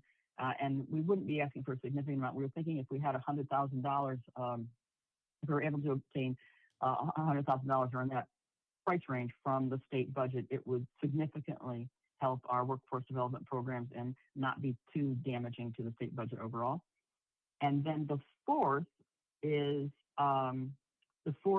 recommendation is that the staff conduct an adult program sustainability review that examine both the financial viability and the community goodwill for our programs. And this came about, I know we've all had these conversations about the continuing education classes that are or lifelong learning classes that are the photography classes or the cooking classes or whatever, and whether they are an integral part of our program for adult education and whether the school should continue funding them. And then we got talking about asking the staff to look into this, because there are some positives for these programs in terms of community goodwill. The staff is very, very committed to these programs. We realize that there are other areas, such as workforce development, that could benefit from a deep dive into whether we are riding the wave of where we expect workers to go in the future. I know in a previous discussion in the last hour, you all were talking about AI and its impact implications for Fairfax County. Certainly in terms of workforce development, that's an area that the staff may want to look into with Amazon in Fairfax County, in Arlington County, and certainly having an impact on the residents of Fairfax County. There may be some, this is not to say that the staff is not looking at this as they go about their work, but to have a really deep dive and a critical review of what our workforce expectations will be in the next 10 years, and to ensure that if other programs are not covering it, such as NOVA or other community-based programs, that Fairfax County picks up that ball and makes sure that we aren't missing any opportunity for our residents. That would be very helpful for the future of our program and certainly for benefit with the county. And if you can go to the next slide, this just simply recognizes that our 4 recommendations fall into or in alignment with Fairfax County's 2023 to 2030 strategic plan. And I was on that committee as well, so I am very aware of our pillars and our goals in Fairfax County, and they do touch, as you can see, on a number of these.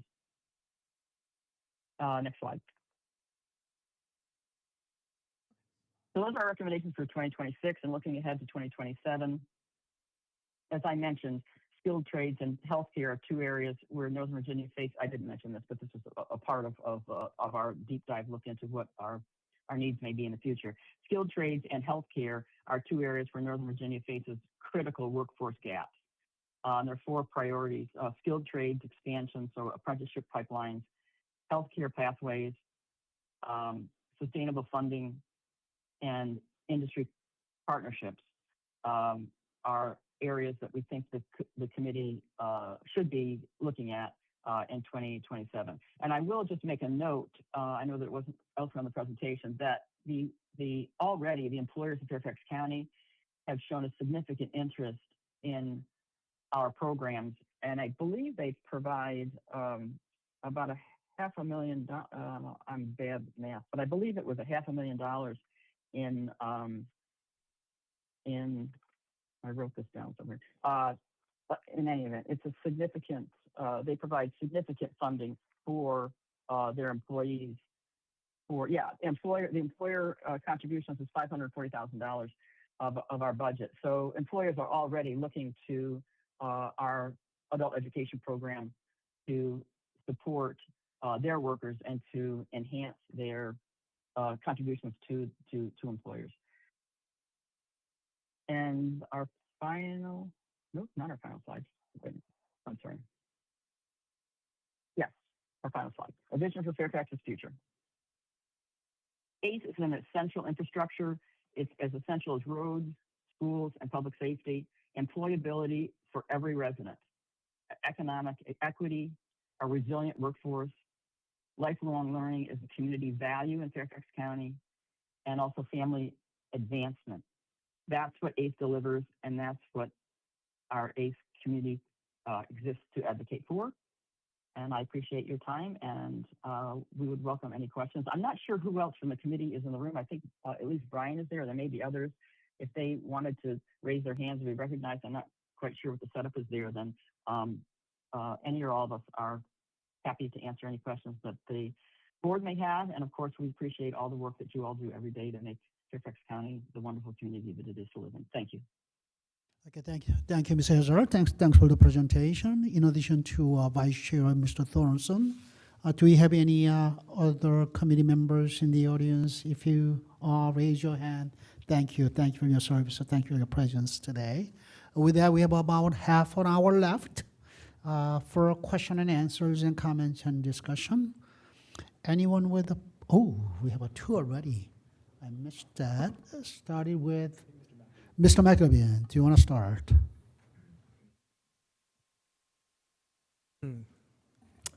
Well, thank you so much for the presentation. Thank you, Holly, for joining us from many miles away. I have to say, this is the most impactful report I've ever heard from the ACE committee. And I want to commend you, Karen, and everyone else on the team for this incredible work. I remember sitting here for many years at these presentations talking about how can we get the handbook into more people's hands. And I mean, this is just so far removed from that conversation. So really just truly fabulous work. And that's all I wanted to share. Thank you. Thank you, Mr. McLean. I have Mr. Dannon to be followed by Ms. Marin. Yeah, just echoing that. It's the best one of my lifetime on the board, 2 months. But really great. And I really love the creativity, the outside the box thinking, the art of the possible kind of things, like the marketing campaigns and all that is great. I also really like the economic terms, so I'll kind of go along with that a little bit. And kudos also about the partnerships with area businesses, because I know that'll help externalize a lot of your costs and so forth. So for the fourth recommendation, I'll caveat by saying I recognize, again, we're talking economics today, the positive externalities here about this kind of program. And so some kind of study, what existing data do you all have for that kind of study to, however it gets done? So we have an economic report we would be happy to send to you. It's very comprehensive. Part of the reason that we recommended these Social Security numbers is that we are not able to have our own longitudinal studies in Fairfax County.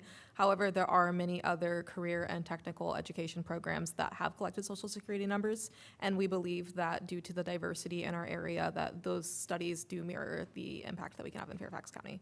Okay, and then doing like a post survey, something like that is not possible, because I recognize that the Social Security one jumped out to me as well. So is there other alternatives besides that would? Yeah, so similar to the way we So- do,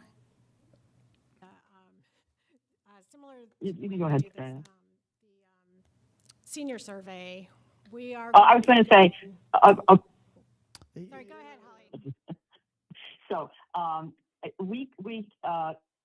the staff looked into what kinds of studies they could do and actually put out an RFP for the different studies and came up with, you will not be surprised because I'm sure that you put these out all the time, some wildly divergent cost estimates for studies that range from the cost of this study up to, I think, $20,000, $50,000. So either Fairfax County Public Schools in their Office of Statistics could add to this with a study if we are able to get the Social Security numbers, or they could have a private entity do it. Frankly, I am not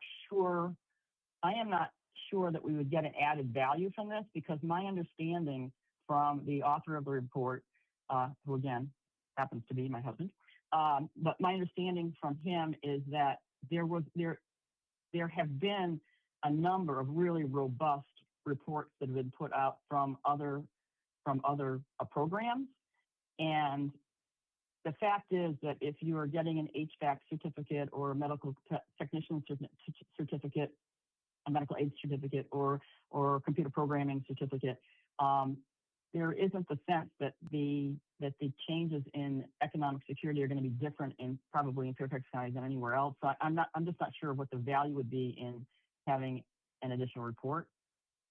Sure. Can I ask, so, and I actually did a very similar study, and I cannot for the life of me remember who it was for, when I was in grad school, studying policy and economics. So is there an opportunity there to partner with like George Mason or somewhere to do a similar study like that? And if not, happy to help facilitate a conversation if need be. That may be. I think that's a good idea. We can talk with staff and make that recommendation and see if there might be some links there that would be helpful. And it would be nice to do something. I agree with a university, because perhaps they would be able to have an ongoing, every 2 years, do an analysis that we could then, have a study over time, which of course would be pretty helpful. Thank you, Ms. Ezra. I think Ms. Williams may want to say something. Yeah, thank you. I just wanted to mention, as far as the program goes, we collect a lot of data already about, as you heard, about the campaigns that we run and the enrollment. But every week, me as the director, I get lots of data and statistics about, who we're serving, how we're serving them. We do an end of course survey for all of our community partners out there, whether it's a business, after their students have come through, how did they do? Are they performing better at their jobs? That type of thing. But we also do just end of course survey. We found it not to be very robust as far as the results that we're getting back. So with the committee from last year, we also started to think about a more concrete survey that we can send to a broad brush of people. Just with the survey windows, we just missed the window this year, but we're going to be surveying the 11th and 12th graders in our schools to find out, do they know about ACE? Are they interested in ACE? But then also our community partners. We have a list of about 800 different community partners that we try to communicate on a regular basis, and about 145 of them are pretty active with us. So we do think we can get a little bit more qualitative and quantitative data from these business partners who are working with us to find out, just to be able to answer this this charge, or this part of the charge, or the recommendation from the board, from the committee. I didn't even try to take this out, because I do think it's something that my team should be able to do. Great. Okay. Good deal. Can you speak just rough terms to like the marginal cost involved here? So for every student, so I saw the numbers about, you mentioned the price and elasticity and all that kind of stuff. Is there a point where we get to enough enrollment that the program would pay for itself, or is there still going to need to be support to maintain it? So we actually do the cost analysis.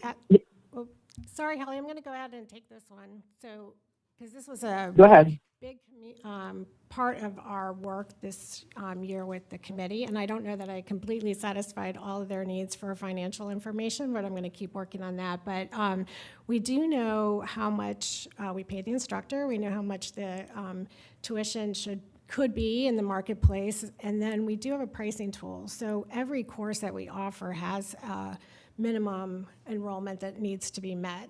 And if for whatever reason the course is not meeting that minimum, we have a triage program. So the administrator, Paul Steiner, who couldn't be here today, he looks at is this a new program that we just really want to get going? And even if we have 3 people, is it really worth it to go ahead and offer the class and see if it takes?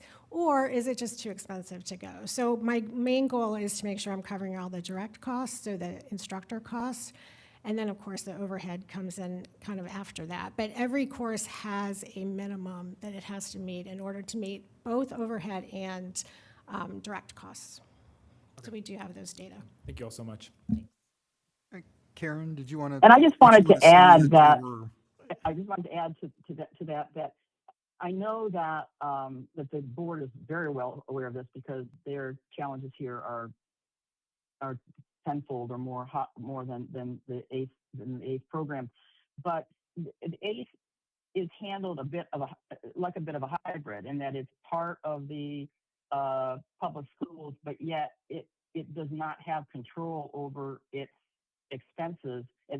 Certainly its salary and benefits, which, as you all know, are the largest component of any company anywhere usually.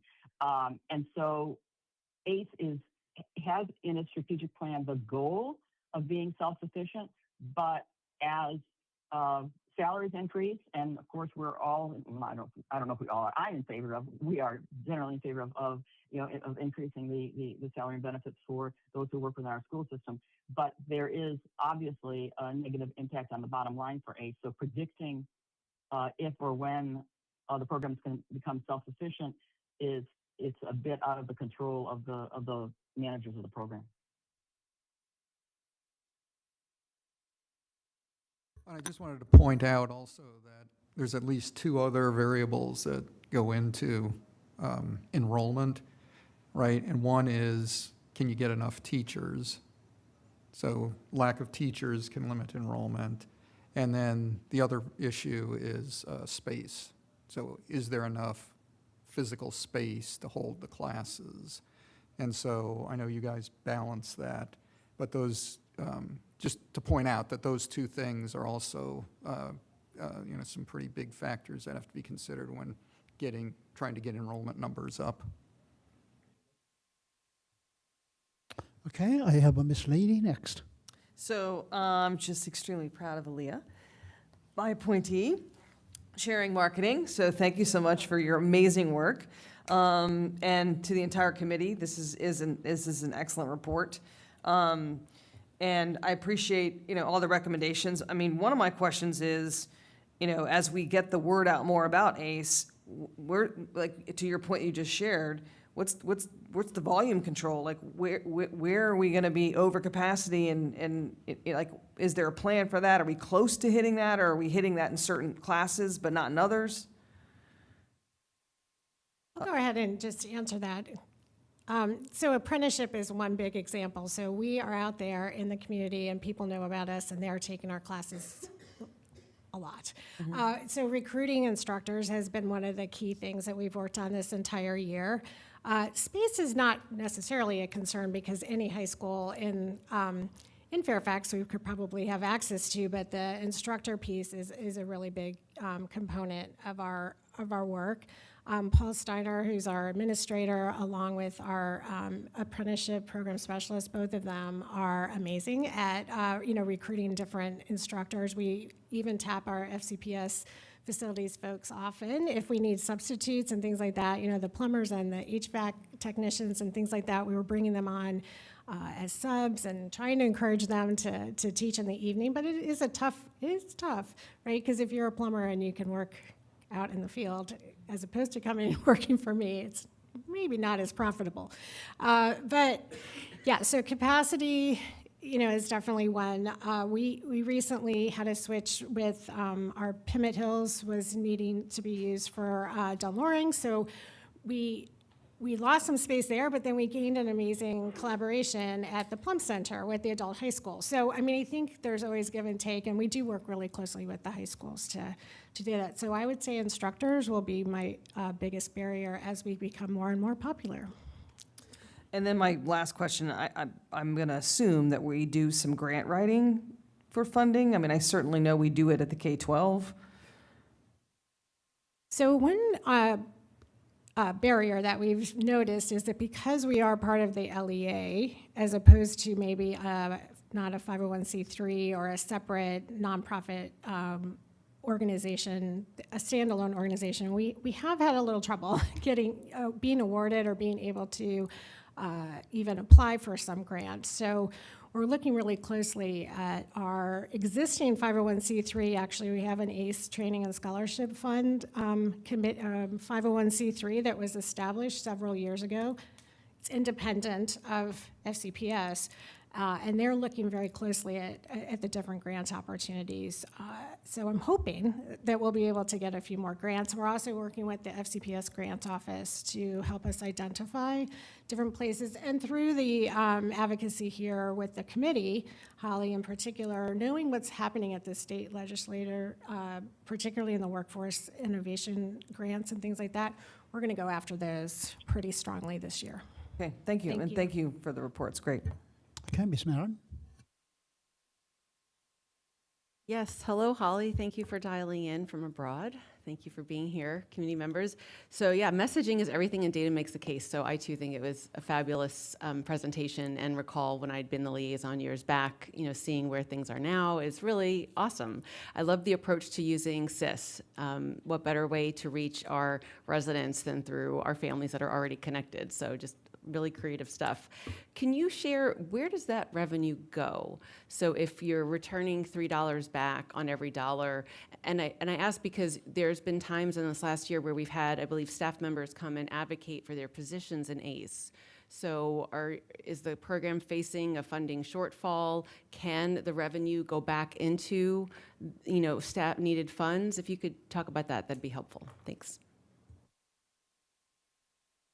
Yeah, so that's not, so when we're talking about a return on investment, we're talking about over the lifetime of the enrollee. So this is not cash that we're talking about. It's that if somebody goes, for example, through an HVAC program and raises his or her salary by $20,000, $30,000, $40,000 a year, then Fairfax County benefits because that additional $30,000 is being plowed into Fairfax County's economy over the lifetime of that individual. And so it's our general economic, I mean, I wish that what you were saying was how this works, but it's not.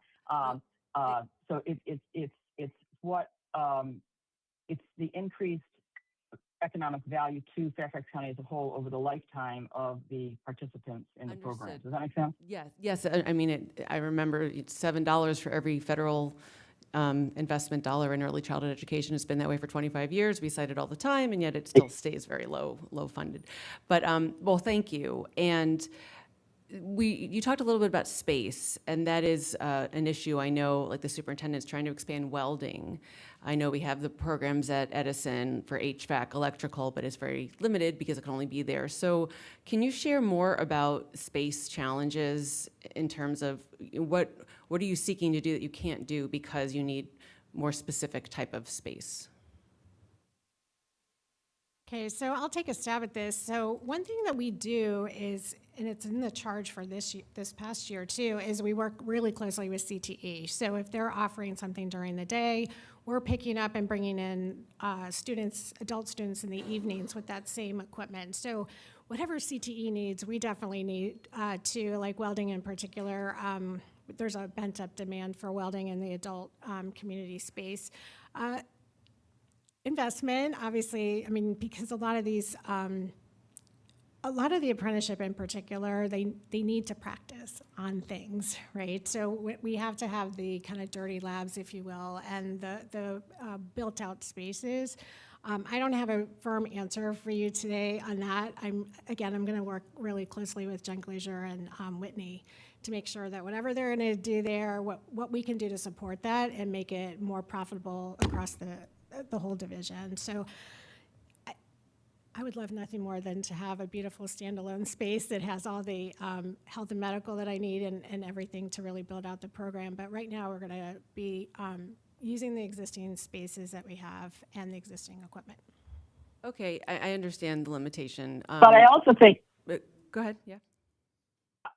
I was just going to say that I think also, Karen, my understanding was that the closing of Pimmit Hills was a challenge for staff, not only in terms of moving the administrative staff over to the Plum Center and then taking up space at the Plum Center that's not otherwise used for other things, but also that there were classrooms at Pimmit Hills that they no longer have access to.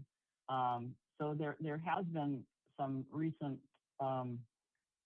challenges for the staff in terms of even offering the programs that they're currently offering. Karen can give you, Yeah. I think, more information on that. Well, thanks. And I know we're running out of time, so I just want to share a few more thoughts. I mean, space is a big challenge. Our schools are way overused. This is something that the county and the schools really need to work on. I will say I had the opportunity to visit with Supervisor Rodney Lusk months ago and his Wish Center, and he is really eager to partner and do things, and I just, you know, I don't know how this tactically happens, but the people are there, and I don't know where the resources connect, but I wanted to mention that. The $100,000 legislative work ask, I know that our Career Tech Ed Advisory Committee is eager to help with that as well. So like that's, you know, if you could tell us like what is the specific legislative ask, we could put it in our legislative program. Like if you could give us the actual language, that's something that we adopt. I can't remember if we do it in July, but we can, no, we do it in November, we ask. But this is the time to give us that really specific language that we can then ask legislators. And then I also wanted to share, the superintendent recently sent a partnership, a new format when we talk about partners. And so it's, she had shared it in a Friday letter with us, and it's, I can't find it now, but it's a new format for how to categorize different partners. I'm totally not finding it. Oh, 1 second. An updated partnership framework, new business and community partnership framework. And it's like a 2-page handout. I don't know if it's finalized, but it's, you know, puts the contacts as Angela Dalve and Ashley Cosina Young. So again, just trying to like make sure all the dots are connecting in our large organization. And then finally, if you could share a graphic or two, I'd love to put it in my newsletter that I'm going at next week. I'm sure other board members would like it. Send us that stuff that's a nice blurb, you know, rather than big long things, some of those pretty graphics from your, I'd love to tout the work that you're doing. Thank you. Watch out what you wish Thank you. for. I'll give you, I'll give you plenty. Make my dreams come true, Karen. All right, thank you. Ms. Dixon? Thank you for the presentation, and then also the report is very comprehensive, amazing work done by the committee, and I appreciate you presenting that today. Holly, virtually, hello. I wanted to just, Hi. hi. So I wanted to just, obviously kudos to all the promotion done this year, and moving from that catalog, which we used to get back in the day at, you know, at home, and now everything is on. I think a couple of years ago, you updated the website, and it's everything is online now. I still feel that we're missing some students, and obviously, is a room for improvement. Is getting more people enrolled in the ACE program. There are a lot of language offerings, word languages, and ASL and things like that, which a lot of people looking for translation jobs, and people, you know, want to learn another language, you know, apparently it's good for not having dementia. So I wanted to encourage, obviously, how to, the more outreach can be done in the program. Also, like fiscally, like I know FCPS supports the program, it's not self-funded, but I think the partnership with the local organization, like I saw that 47% of the programs are funded by the local businesses, the cost of programming, I believe, or the tuition, not the programming. It's actually specifically for our apprenticeship program Okay. in particular. A little bit of health and medical, we're starting to build more partnership there, but the apprenticeship model, a lot of businesses support their students to come to our classes in order to finish their journeyman certifications. So there is that little nuance there. The other thing is that the committee pointed out that we've done a lot more work in Schoology and Naviance to reach our 11th and 12th graders in particular, to let them know that we're a viable option if they're interested in doing trades and in health and medical, as you know, after they graduate. I mean, obviously this is a career pathway that could continue into the, you know, in to adulthood, if you will. But we have a couple of courses.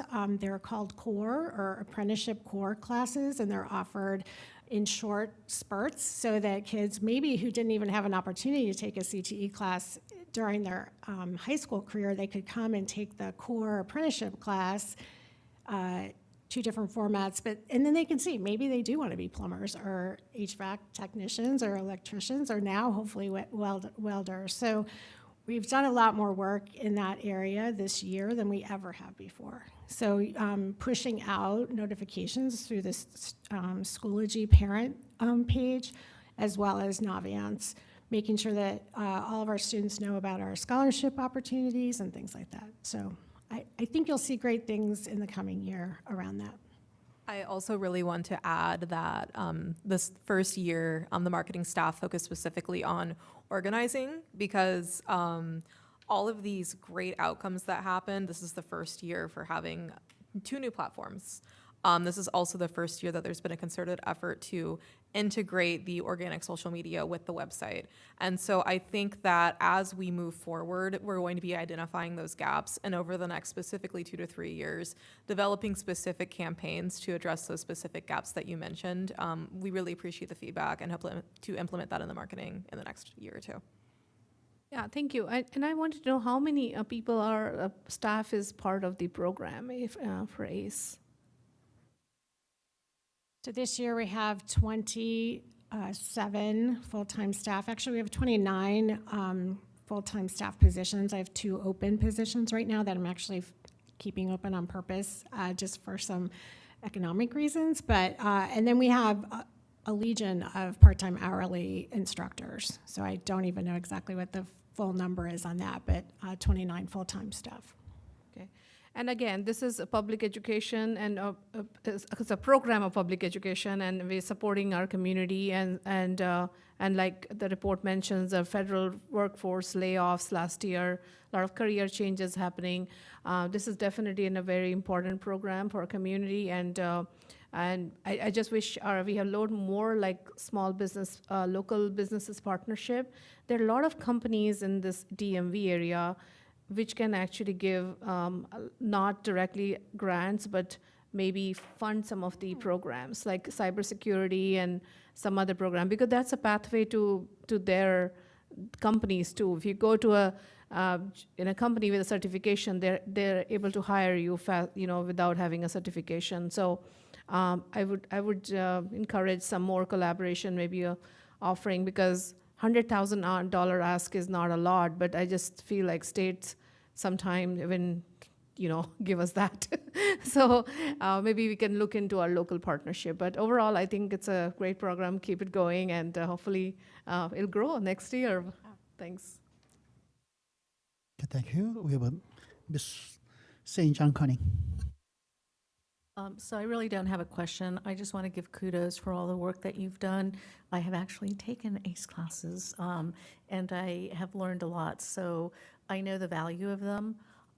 And we talk about our students taking them, but what I really want to highlight is our families and parents taking them, because the people that are taking them are people that are in our community. There are Fairfax County residents that then leverage this into better job opportunities. And also the other thing is my former job as a family liaison, the best thing a parent can do is model for their student. And when I see parents taking classes in our ACE programs, they are modeling to their children that education is important, and particularly the language, the ESOL programs that you have, that sometimes our parents need that extra language support, because that will mean that they will get a supervisory position, and that will increase their income. And they live in our community. That raises the standard of living for our families. That increases our tax base. And so I just want to say that I think that there's a lot of data out there that maybe you can't collect, but I know just from the very personal, we talk about the data and the numbers, but I have seen the impact in people's personal lives. I have also seen the impact in students being so proud that their parents are doing this. And I think those are the immeasurables that make a difference, that create community. And so I just want to say kudos. I'm a supporter from seeing the impact it's had on families and a supporter from actually the classes that I've taken where I have grown from them. So thank you for all the work you've done. Any other board member before I take my 3 minutes? Right, and Ms. Thorenson, I think you wanted to say something earlier. Is that? I'm just here as the technical backup in case Holly was unable to connect. So. Okay, all right, you've been a good technical backup so far. All right, so, first of all, I have never seen PowerPoint presentation so colorful, so eye-catching. Very well done, and thank you, and also recommendations you are making. Wow, I mean, I've been doing this for quite a few years, especially as liaison to the ACE Advisory Committee, and this is really, really well done, and thank you. On the sales pitch, what about Mother's Day, special sale for mother's education, Father's Day, special sale for father's education? With that said, adding to what Ms. St. John Conning has already stated is many of our students in adult ESOL classes are our parents who need to improve their language skills to be able to help their own children's education, to be able to have better understanding of what our school system is about, what our school system may require, information that is being sent out to the families and etc.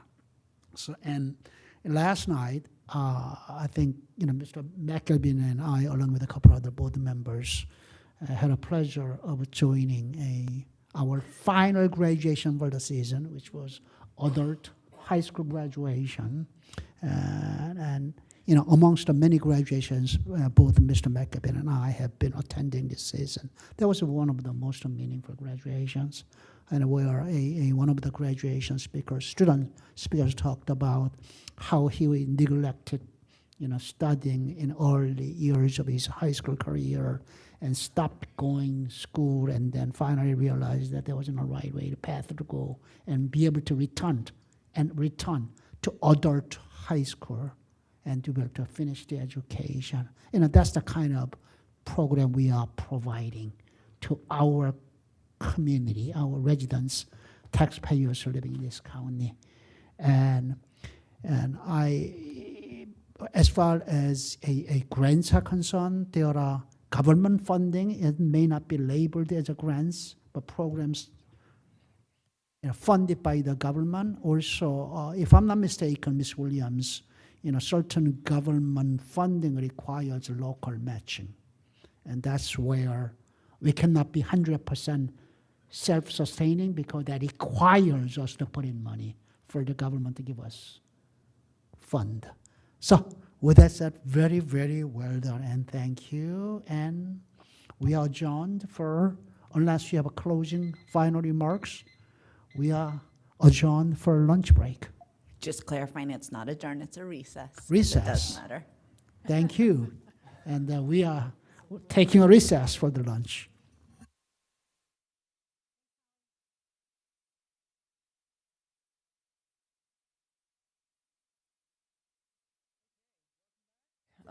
We are going to get into the TPAC report, and so I'm going to turn it over to Jessica to get us started. Thank you. Hi, everybody. My name is Jessica Strelitz, and I am a very proud member of the TPAC committee. So I'm going to introduce myself today as the assistant chair, and I will introduce or let my vice chair. I don't know what I'm doing. The rest of my esteemed colleague here, Maria, let her introduce herself. Hi, good afternoon. My name is Maria Worthen. I'm the chair of Title I Parent Advisory Committee. Hi, I'm Tim Paper. I'm an educational specialist in the Title I office, and I'm just here to support these ladies.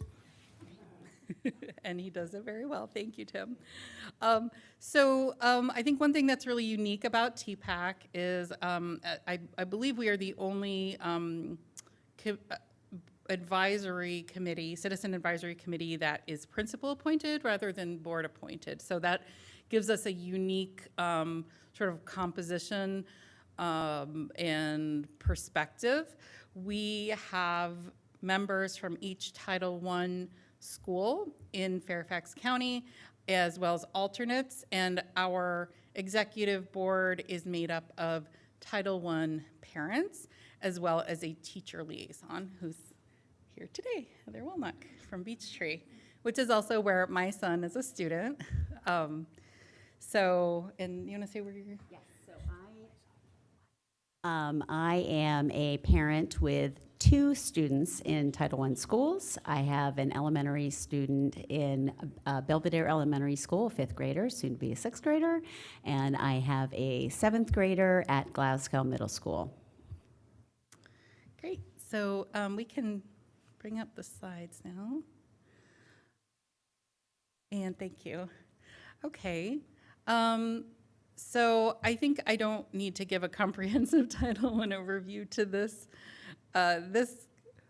board, but I just want to note that Title I is not only a federal source of funds, but it is also a school status. And so as TPAC, we're sort of at that intersection of where do the funds go? How do those add value for the unique populations that Title I schools serve, as well as what is the overall function that we hope these schools will serve. In the 25-26 school year, we had 46 elementary schools, 4 middle schools, and 1 high school identified as Title I. In the Title I, grant funding supports schools to provide intervention and enrichment opportunities for students, high quality instructional materials, professional development for school staff, family engagement opportunities, and supplemental staffing.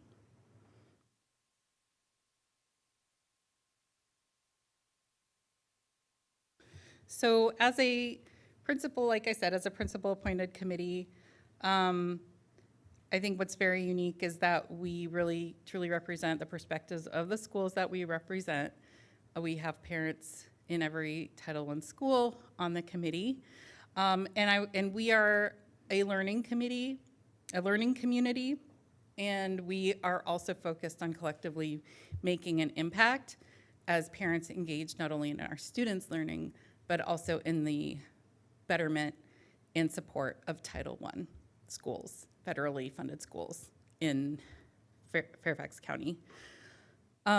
So we have spent the year, as we do every year, learning about various topics relevant to our charge. So we learn about grant programs. We help parents and family members develop their own capacity to talk to schools, ask questions, knowing what questions to ask. I think one huge value is in parents talking to each other across schools and being able to say, oh, that's interesting that that's going on at your school. My school's not doing that. I wonder why. And having that conversation, maybe it's just a difference of leadership, maybe it's a difference in the choice of funds, or maybe, as we often found in the early days of the equitable access to literacy plan, some schools were simply further along in that implementation than others. And we are proud of the fact that our parents sort of were part of that push to make sure that every school was engaging in that work. And then finally, we provide input for the planning and implementation, not only of Title I programs and services, but also Title I schools overall. And that's why we're here today. We have an annual report with recommendations to the school board, and we are very grateful for the opportunity. For the last year, our focus has been on literacy. For the last 5 years, our focus has been on literacy, and I'll hand it over to Jess to talk about that. Oh, did I press the wrong button? I sure And did. now it's gone forever. So as Maria said, we have been focused on literacy for the past 5 years. And Maria and I have actually both been involved in the committee during that time. And we feel as though we have done a lot of comprehensive work on the literacy issue during that time. And we know that Fairfax County and the state of Virginia have been very focused on the literacy issue during that time, and that work will continue. Well beyond the work that we have done as a committee. So the charge, as you can see it here, is that TPAC continues to serve as a champion for fairness, equity, and quality in Title I schools, and significantly improve academic outcomes for disadvantaged students. Support those outcomes. Will rigorously review the implementation of equitable access to literacy plan. So as part of this work, we spent a considerable amount of time going through not only the actual work itself, but how it was being implemented within the schools, looking at outcomes, looking at how it was, actually, what the student engagement was with the material, with the curriculum. And in this year, actually hearing from the students and the administrators themselves around that work. And that was a really eye-opening experience, I think, for everybody in the committee, and something, was unique in the work that we have done, because that was a kind of a path for us that was a little bit different than we had done before, where, we were working with staff and seeing things from, a numbers perspective. In this sense, we actually had the opportunity to hear it, directly from the students, both at the elementary level, the middle school level, and the high school level. So that was a great way of us looking at those things. And spoiler alert here. After 5 years of doing this work, we do feel as though we're ready to move forward and do some, additional work as a committee. So while this report is going to be speaking about literacy, we're excited to be able to dig into some new topics moving forward. So giving you a little bit of an overview of our meeting topics for this year. And again, just want to, talk a little bit about our approach with these issues. So in the years that Maria and I have been working on this, and Mr. Paper has been working on this, we've approached this in a couple of different ways. In the past couple of years, our committee has worked with the staff to come up where we've worked together as a committee and a board to think about, topic ideas. We talk to our committee. We think about, the types of things they want to hear about and learn about, because as Maria said, it's, we're gathering information. So we're a body of representatives who are then going to take that information and bring it back to our communities and teach our communities directly about what we're learning. So it might be we're talking with our school board members, or we're talking with our PTAs or our PTOs, or we're talking with our principals if they're unable to make these meetings. We really want to gather this information and inform our communities about what is actually happening with these Title I funds and how they're being implemented within the communities. So we really want to, take and kind of formulate this information in a way that we can learn incrementally about the application of this work. With new leadership at the Title I level, they took a little bit of a different approach this year and put together these meetings so that it was a little bit more of a community gathering. And some of these meetings, took a different approach, where I talked about earlier, we had the opportunity to do it within the school communities, which we, I think as a committee and as a board, thought this was a really great approach. We got to actually, kind of tour the Title I schools. So we were able to be within those school communities. We were able to have some of our wonderful board members join us there. We were able to have a lot more folks within those school communities come out and be involved, even if they weren't on the committee. And so in those cases, maybe get more people engaged and involved. We were able to have people within the schools themselves, in some cases, with younger students, they recorded, remarks from the elementary schools students or some of the teachers, and they were able to play those for us so we could kind of hear about their experience with the literacy curriculum. In some cases, there were teachers who would speak, and we always heard from the principals, which we thought was really, really great. We had an opportunity to hear about their experiences, how they interacted with the curriculum, and really what their experience was being a Title I leader, which I think all of us agreed was a really nice way to embed us within that work in a unique way. And one of the things that, I think was maybe a little more of a challenge was at times some of the implementation of that work, we lost some of the way that we have seen engagement among the community, where in the past we've had ways of having our committee members be able to speak to one another, and as Maria said, kind of learn from one another. Where when you're in kind of a learning environment where you have a lot of people coming in and speaking, or you're, watching things on a screen, you don't have as much time, because again, we're always limited to 90 minutes. You only have so much time in a day or so much time in a meeting. So I think where we learned a lot of great things about kind of approaching some of these meeting topics this past year, we're going to probably make some tweaks to the way that we implemented some of those things next year, and approach it a little bit differently.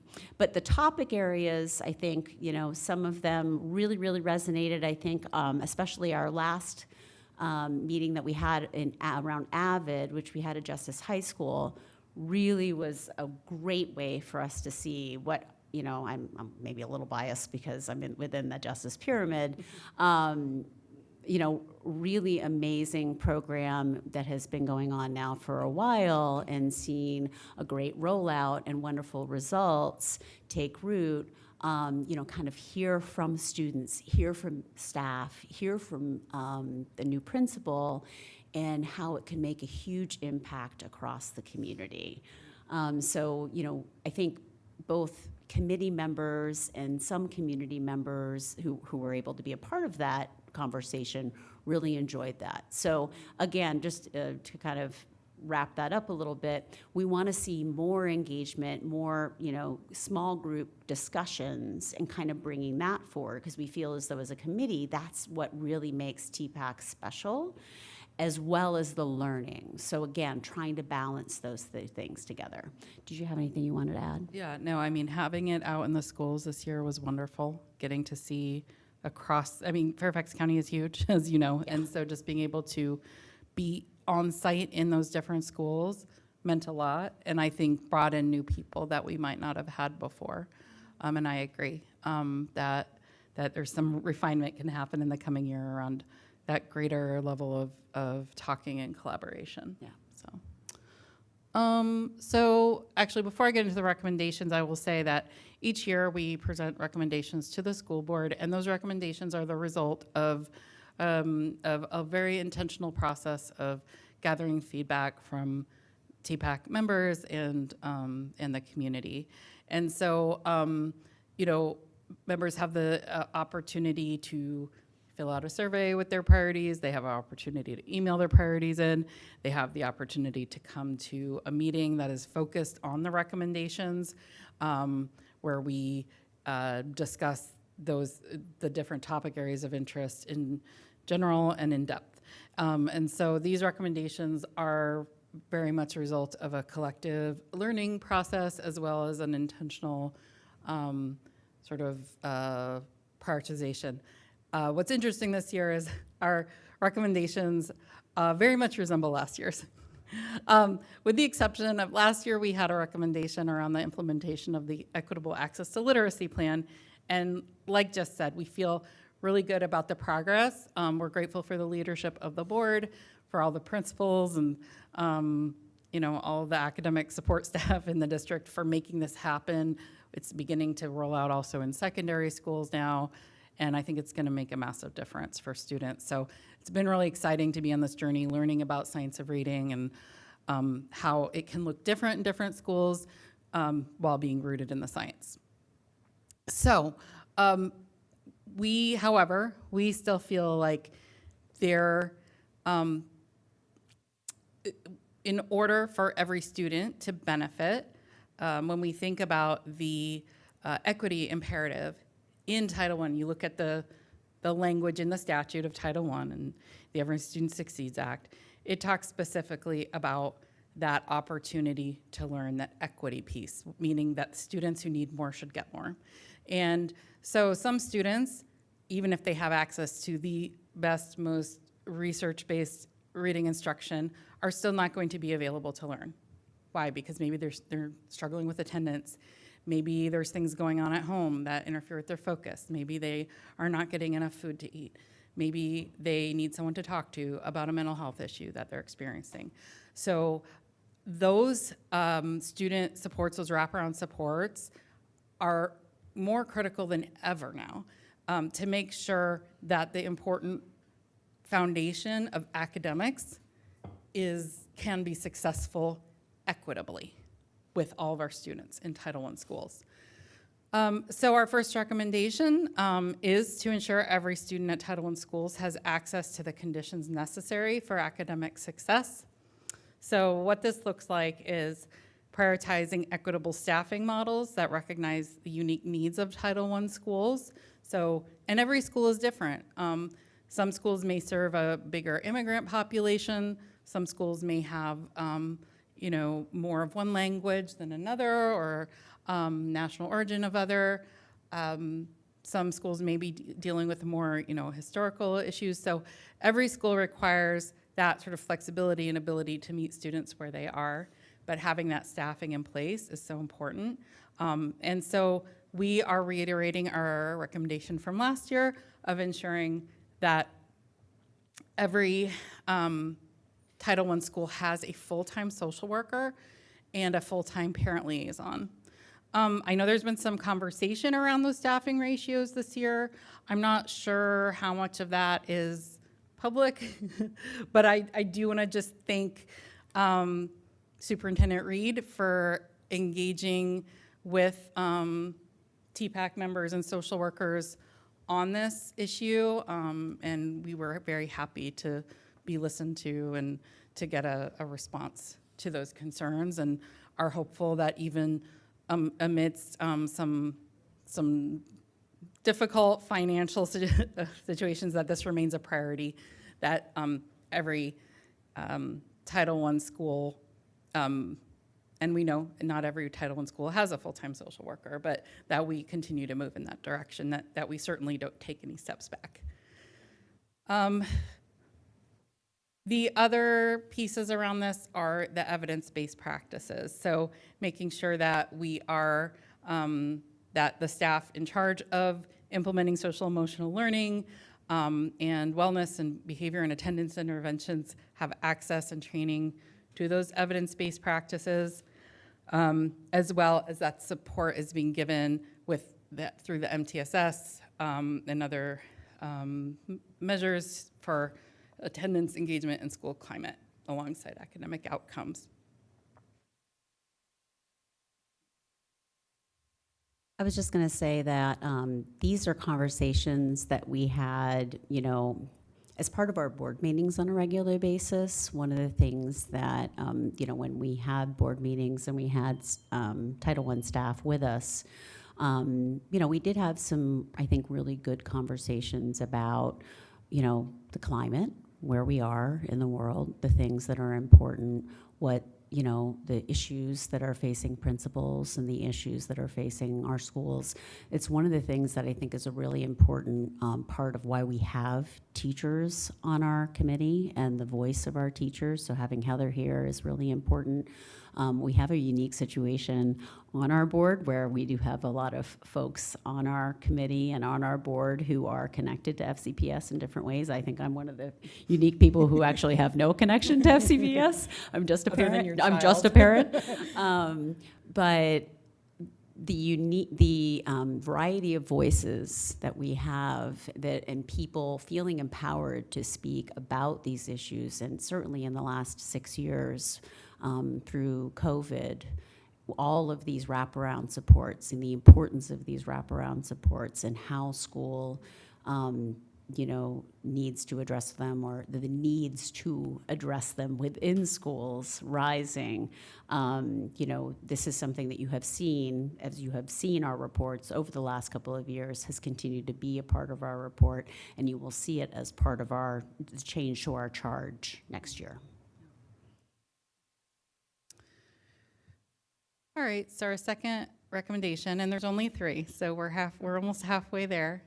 I know we're the post-lunch crew, so we're going to try to keep it short.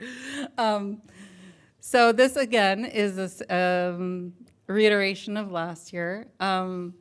Meaningful engagement of families and communities in support of student achievement at Title I schools with interactive dialogue. So we talk a lot in TPAC, this is kind of our bread and butter. What does effective communication and collaboration look like? A lot of times as parents and families, we feel like communication is sort of done to us, right? We get all the news you choose, we get all the weekly emails from our schools. There's a lot of information, there's no shortage of communication, but sometimes it can be hard to sort through what matters most to our school, our students. And moreover, in the midst of all that information to consume, it can feel like it's hard to have an interactive conversation about the information we're receiving. So we just continue to urge that schools be intentional and mindful about engaging their TPAC representative and their families at large in the more academic and student support side of things, beyond just, the fun things that PTAs might do. Parents are hungry for information about curriculum and instruction. They want to know what work their child is doing in class. They want to know how they're doing in reading and math and what's being done to help them if they're struggling. But they don't always have the vocabulary, the knowledge to ask the questions that matter. And so our recommendations in this area really are around empowering families and reminding schools to engage in that interactive rather than just checking a box with that annual Title I meeting to make sure those opportunities exist. So, we, over the years, and certainly this year, we've learned about different approaches schools are taking for that. Family literacy nights is a great, use even something as simple as like using talking points to make sure that you are engaging in linguistically appropriate communication. We hear different TPAC reps are called on at different levels to get involved in the SIP or the comprehensive needs assessment process. Some of us are asked to provide input and some are not. So those are just areas where we want to make sure that schools have the capacity to do that, and that that wherever a family member is, a parent is, in their understanding and knowledge about school and education, that they have that opportunity to ask questions and learn. You want to add anything to that? I think as part of the conversation, often we receive information, especially as we've seen a lot more testing information come back to us, and a lot of it is very comprehensive. But understanding what the assessment truly means and being able to parse that and discuss it, both internally with other adults in the household and also thinking about it and having conversations with our kids and having conversations with our teachers, they're all different conversations.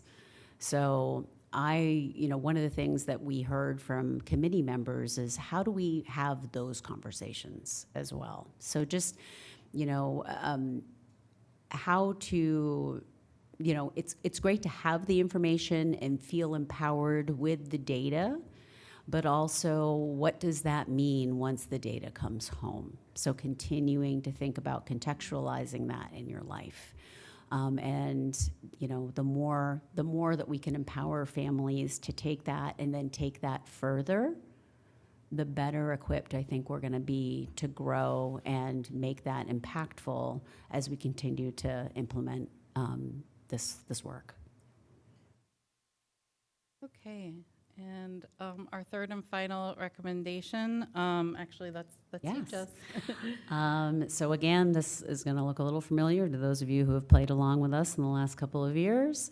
We continue to encourage transparency, communication, and accountability in talking about Title I funding allocation. And I think, you know, FCPS does, I think, a great job in talking about the budget. You know, we talk a lot about the budget. It gets out there in a lot of the communications that we do. We talk about why we, talk about the, budget changes. We share all the different iterations of the budget. Title I funding, I'm telling you, just based on who comes to the meetings that we have, that first meeting that we have at the beginning of the year, we talk a lot about Title I and what Title I is. That is the most attended meeting because people, even in Title I schools, still don't understand what Title I is and why Title I is the way that it is and how Title I is handled by FCPS, by the schools themselves, how funds are allocated in different ways. And we know that changes in different ways. It changes from school to school, it changes from district to district, and obviously from a federal allocation standpoint, we are in challenging times. So, and we also know, of course, that we're going to have different schools and the budget is going to, the budget may change as we have more schools underneath the umbrella. So I think we just want to continue to encourage FCPS and the schools themselves to explain how the funds are being spent, why they're being spent the way that they are, and also to empower them to ask if the money, if as a Title I school that they should expect to see funds being spent in a certain way. And if they don't see the funds being spent in a certain way, to be able to ask those questions. So part of it, again, we're an education body. We want to be able to educate people to ask intelligent questions, but also for them to understand, that why this federal funding is the federal, more about the federal funding itself and what makes a Title I school a Title I school. One of the things I always go back to, having been in a Title I pyramid the entire time that I've been here in Northern Virginia, my entire time with my children, is just sometimes how people talk about Title I schools. And that kind of negative connotation, which I feel like I have conversations with families about on a regular basis. And I fight that stigma constantly. And I am the biggest champion of the amazing things that Title I schools do for their communities, do for their children, do for their staff, and every day. And I think that anyone who's involved in Title I should be doing the same and talking about the unbelievable potential and opportunities that can be unlocked with these additional funds. So I think it really gives us incredible power if we can, kind of explain in a way that people understand better the potential for this money. Okay, and I'm going to have Jess talk a little more in a minute, but so that leads us to the end of our recommendations and our proposed charge for 26-27.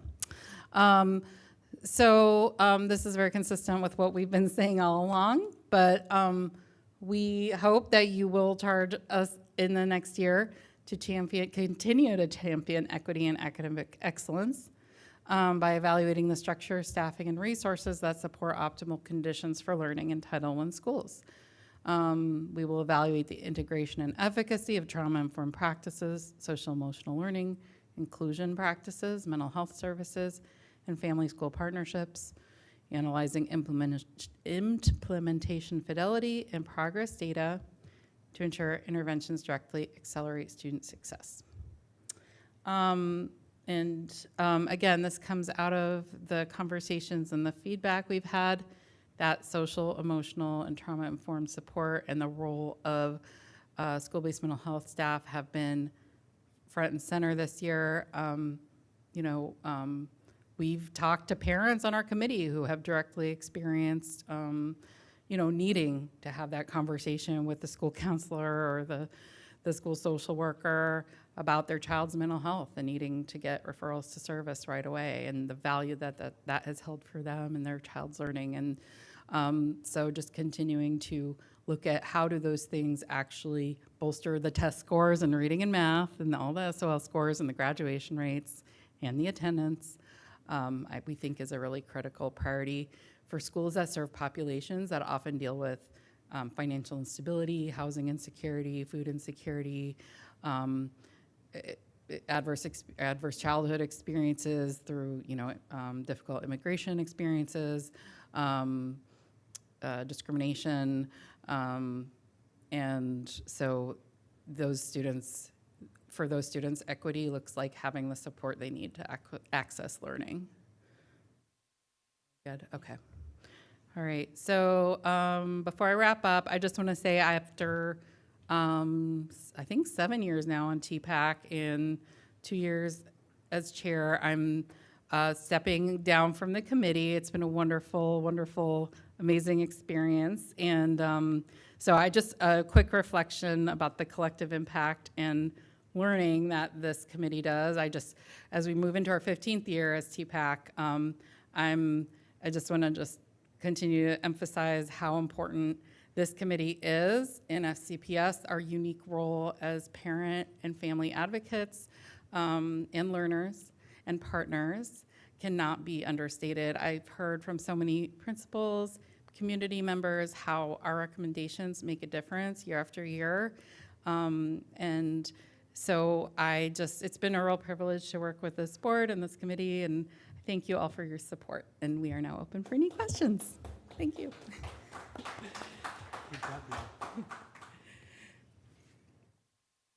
Mr. Dannon.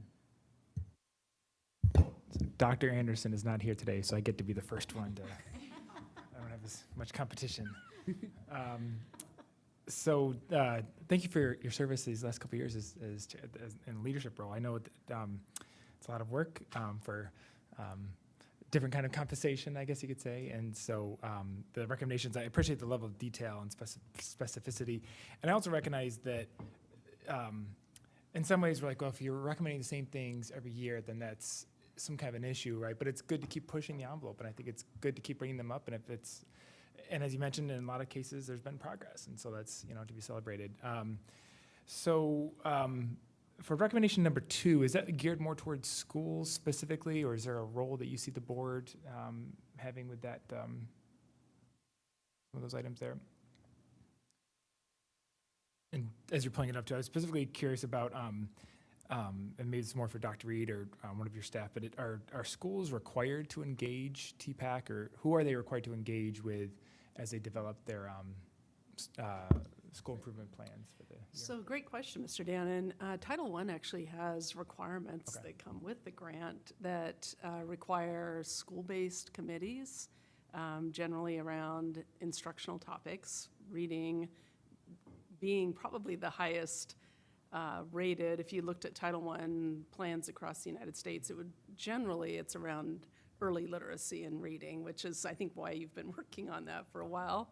It can also be on math or writing, but it, in general, mirrors that reading, writing, math, and at times science. Those are the goals of Title I, is to really provide that extra support for academic achievement for young learners that find themselves at times in communities that lack other resources. So there is generally, and has been, there are Title I targeted versus comprehensive schools, so they have choices about how to draft plans. Okay. And then the division generally has some type of committee that oversees those goals as well. Okay. It works best when everybody's goals are nested, so that the school's goals are what the division goals talk about, right? Because we want the division focus and supports to mirror what's happening in the schools. And that's why it's been so nice. I think it's part of the reason we're making progress in literacy is the schools that receive Title I funds are focused on it. The committee is focused on it at the division level.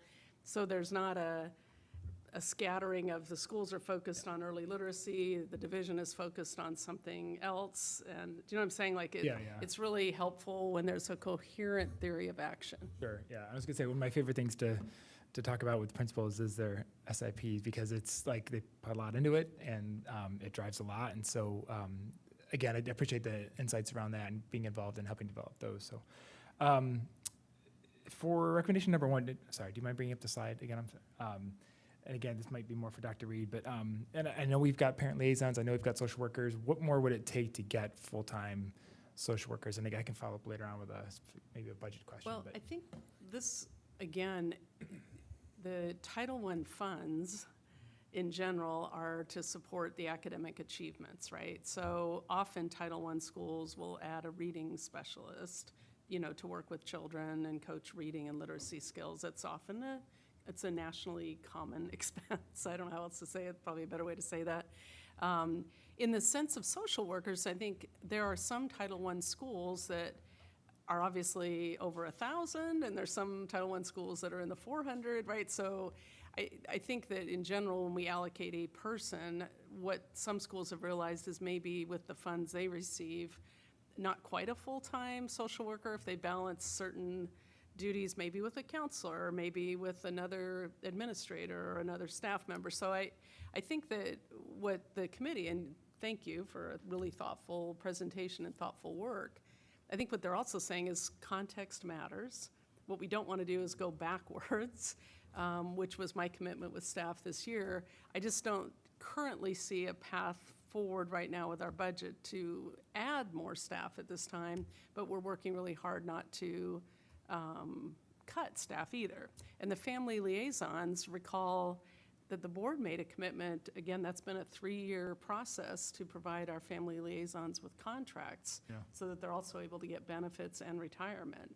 And we were able to complete that cycle this year. So our family liaisons, I mean, that's really important. Some of our family liaisons are some of our most connecting, I mean, the workers that are just making such a difference, which also often support work that our social workers are doing. So it just, I think it's an effort where everyone's kind of pulling together, and I think, that's what I'll say at this point. No, and I appreciate that. And it speaks to, I think, you know, your leadership and the general approach to not frantically change things every single year, right? And be committed, relentlessly committed. And if we're not getting it right this year, still pushing and so forth. And so my questions are not geared towards, like, you know, micromanaging and nuance, that kind of stuff. But I remain committed to helping whatever we can do to help promote that continuity and protect what we have and hopefully expand it. So thank you.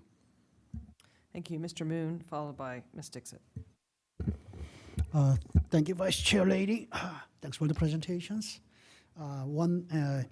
Amongst the other recommendations, one of the things that really caught my eyes is your mentioning of empowering families, because I strongly believe that there are 3 pillars to support the success of children's education.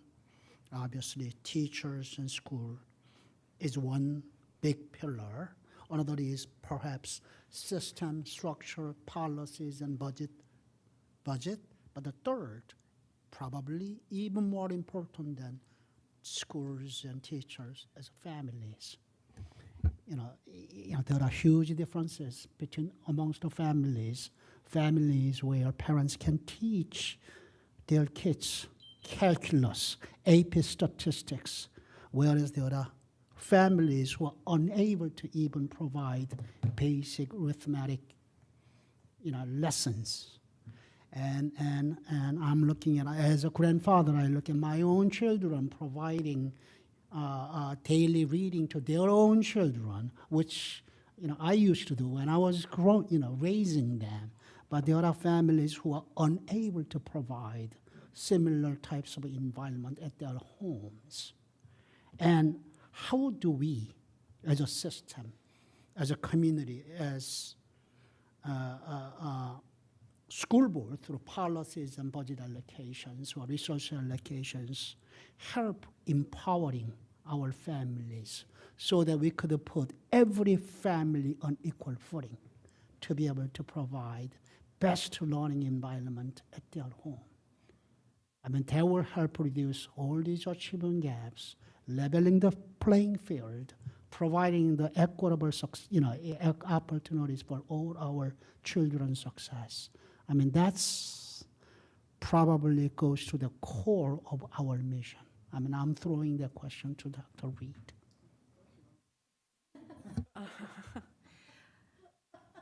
You know, I think while there are inequities of resources across homes, I want to believe that there is an equivalent love, affection, and hopes and dreams in all homes for their children, our children. And so I think one of the most profound research-based benefits to success later in life is early childhood education.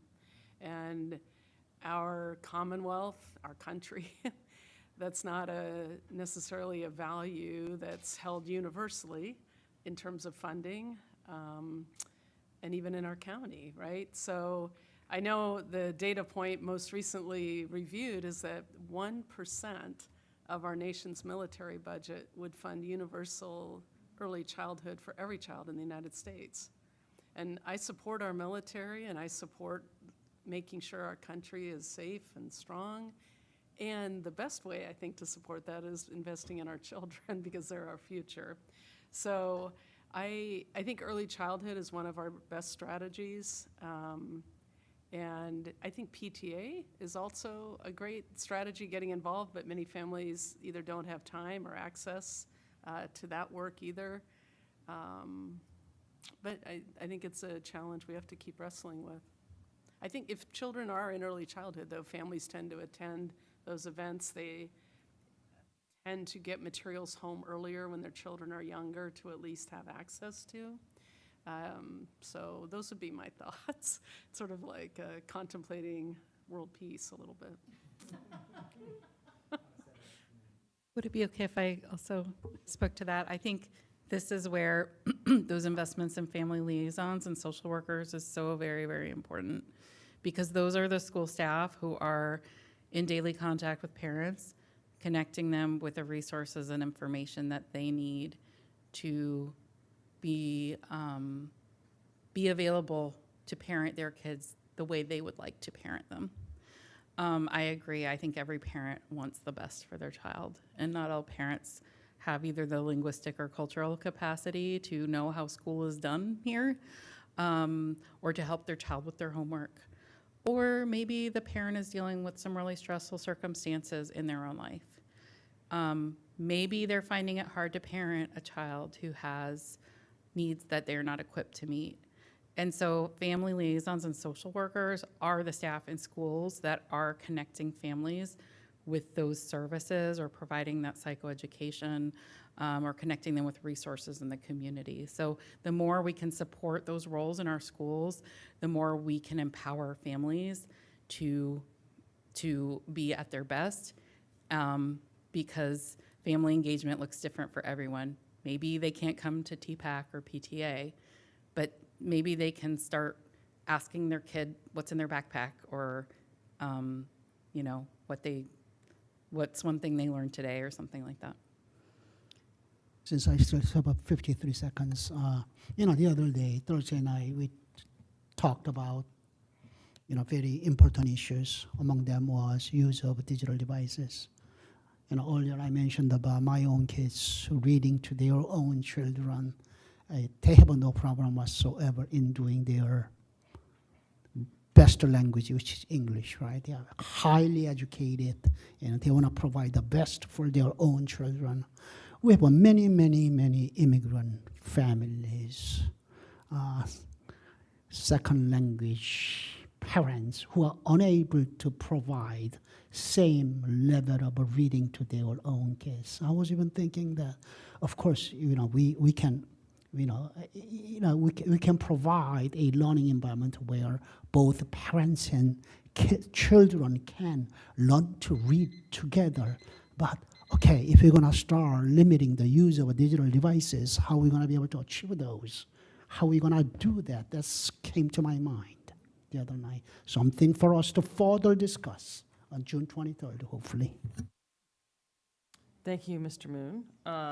Ms. St. John Cunning. First of all, thank you for this work. All my work has always been on Title I schools. I have a question for you in terms of, and I do agree with maintaining the level of social workers at our schools. And, you know, I know budget constraints prevent us from increasing it.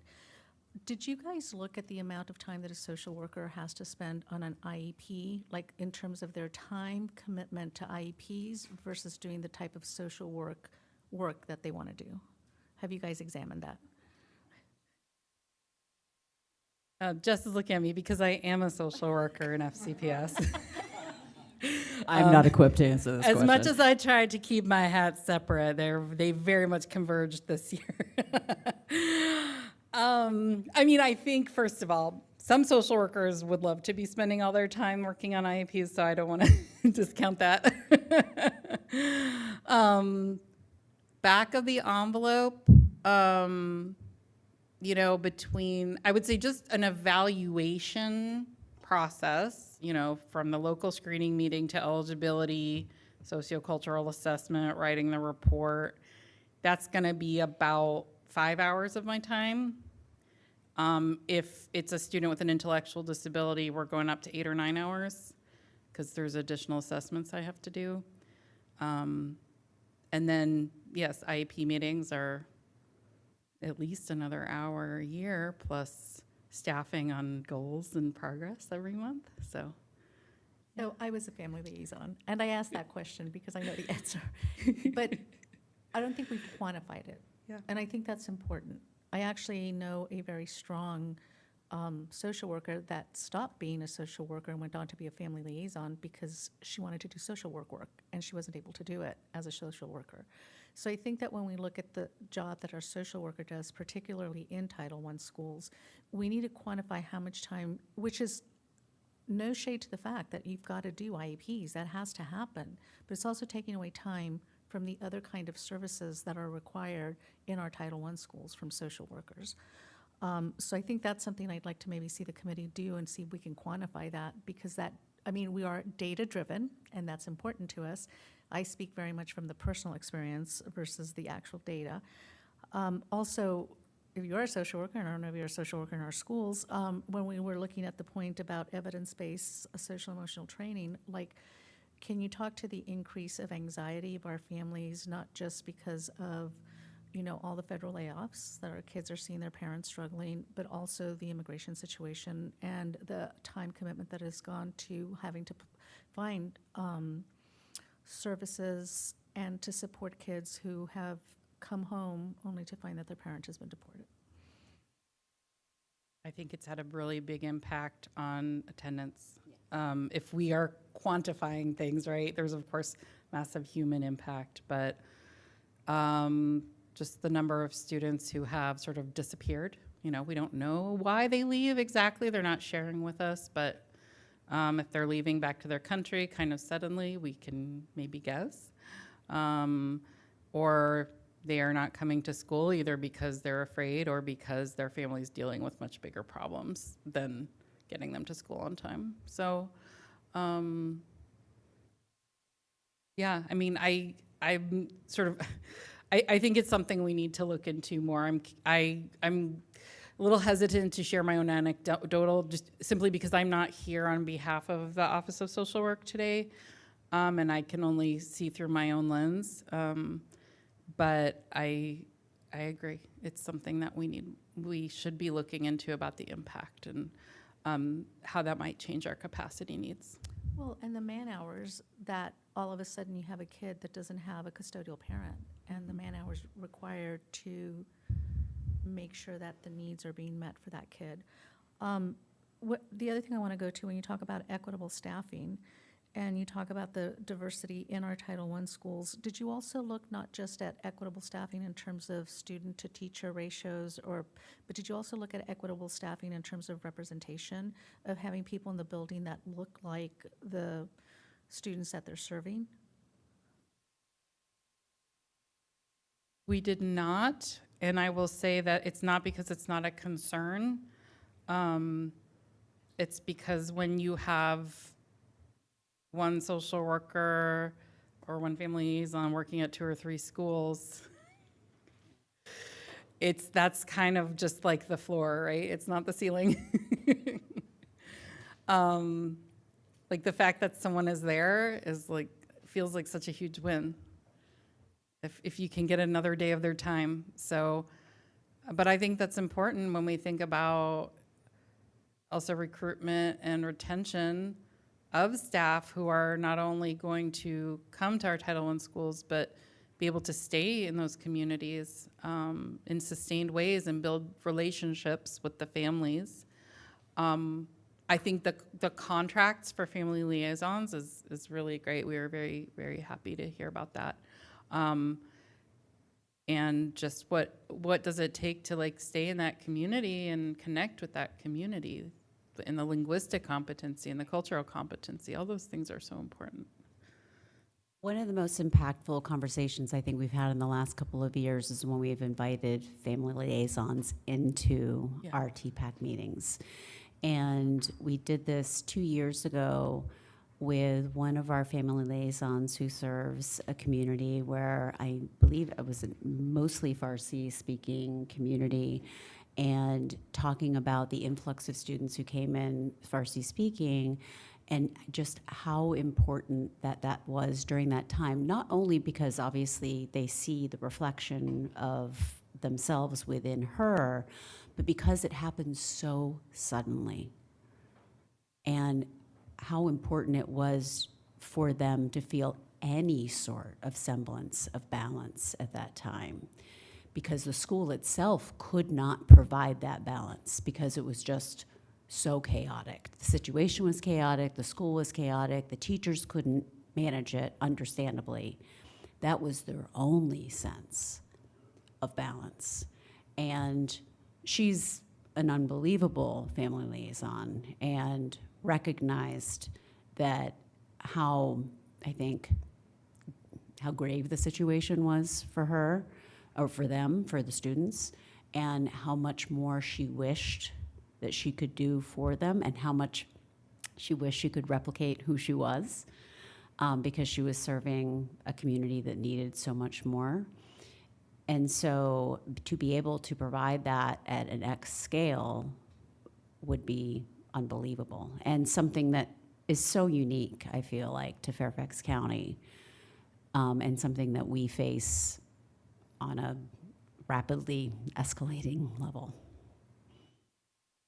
I don't have any more questions. I have a couple of comments. So I'm going to go a little bit over my time, but I'm not going to ask for a go back. First of all, I want to thank the superintendent for finishing the contracting process. And you've said it's been 3 years. It's been over 13 years for this to happen. You weren't here before. Mr. Moon and Mr. McElveen were here when I was on the other side of the dais advocating for this, and I have appreciated their support. So it has been a long process to get where we're at, and I will argue that we're not completely there, because I think we need a parent liaison full-time at every school. But it's been a long time, and I understand the wheels turn slowly. I am going to say one more thing, and add also that a lot of our family liaisons are interpreters, and that is huge. The other thing I want to say is when we talk about the stigma of Title I schools, I unfortunately could not attend yesterday because I had the fear of having COVID and did not want to perhaps spread germs at a Title I school where I know some of our families don't have access to medical care the way most of us do. But 2 of my Title I schools had a celebration for perfect attendance, Crestwood and Lynbrook. They had 50 families in each school, 50 students that had perfect attendance, and some of them were families that had 4 kids in them. So when we talk about Title I schools not being able to do it, 2 Title I schools, each of them with 50 students with perfect attendance. So I just want to say that should not be stigmatizing. I would also just like to add that within our senior team, and we're using a different way of talking about this. We're not talking about Title I schools any longer, but rather schools receiving Title I services. So I think it's a small shift, but it's an important one. Okay, so I don't see another placard. I will take a turn. That's for, oh, shoot. Did I skip you? I'm so sorry. Miss Dixit. Yes, that's not a Skipped problem. you and went to Miss St. John Cunning. I loved hearing from what Ms. St. John Cunning said, and actually attendance was one of my first topic of discussion. I was in London town, I guess, last school year, and they were working so hard to get their attendance up. And the principal had this color-coded chart of like how which week of the school there is like more people not showing up, and then she was personally making calls and visiting families and going out of the way basically to get the students out in the door, and that's huge, right? So having some Title I school in my district also, I've visited them. All are different. They're like the student body is different too. So it is not all immigrant, Hispanic or Farsi, like you said. It's not the same. Some are, have a different population. So we cannot say there's a tighter school and school is just immigrant schools. That's also a wrong interpretation. I wanted to ask about the impact of Science Olympiad and Math Olympiads, which are going in all titles. How have you seen those being successfully done in schools? So I can speak from a personal experience, both at Glasgow and at Belvedere Elementary. Both programs were successfully implemented at both of those schools. Both had so many kids that wanted to get involved that I believe they, just were a little overwhelmed at the amount of kids who wanted to be there. Both successfully competed at regionals. What I was able to, observe was a wonderful collection of, across the board, kids who have never, been involved in this before, were just interested in, doing something new, and also a mix of children who identified as male and female, so, a mix of genders, and really getting excited about the types of topics. Science and Math Olympiad are very challenging, and they do not mess around with how much they push these kids. They're making them take tests at 8 o'clock in the morning on a Saturday, in a situation where most children are not really excited about taking tests on a regular day, Monday through Friday, and they're excited about it. So it was a wonderful experience, and of course, the teachers who were involved in a lot of cases, it's the first time they've ever had an opportunity to do something like that. And it also got the parents involved. What I really enjoyed, I think, about that was it not only is the students and the teachers, but also it gives you an opportunity to, give an outreach to the parents, and the parents get an opportunity to come and assist, be involved at the regional level, be involved at the state level if they have an opportunity to move on to states. So I saw that being implemented with fidelity, certainly, and also just, in a way that they were able to take concepts that they were learning and really, kind of blow it out a little bit and really take concepts to a higher level. Thank you for that answer. Actually, my kids have gone both through Science Olympiad, Math Olympiads, and math counts and all geography, all kind of exams. So I understand the complexity and how tough these questions can be. Dr. Reed, thank you for your leadership and getting them to Title I school. This amazing opportunity, because some PTAs are doing it as an after-school program, but I know a lot of PTAs don't have, especially after COVID. A lot of PTAs are struggling, so having these programs in our schools is definitely, I think it's a game changer. I also wanted to know, there's in especially the schools which have Title I designation, the advanced academic, the ARTs, how are they,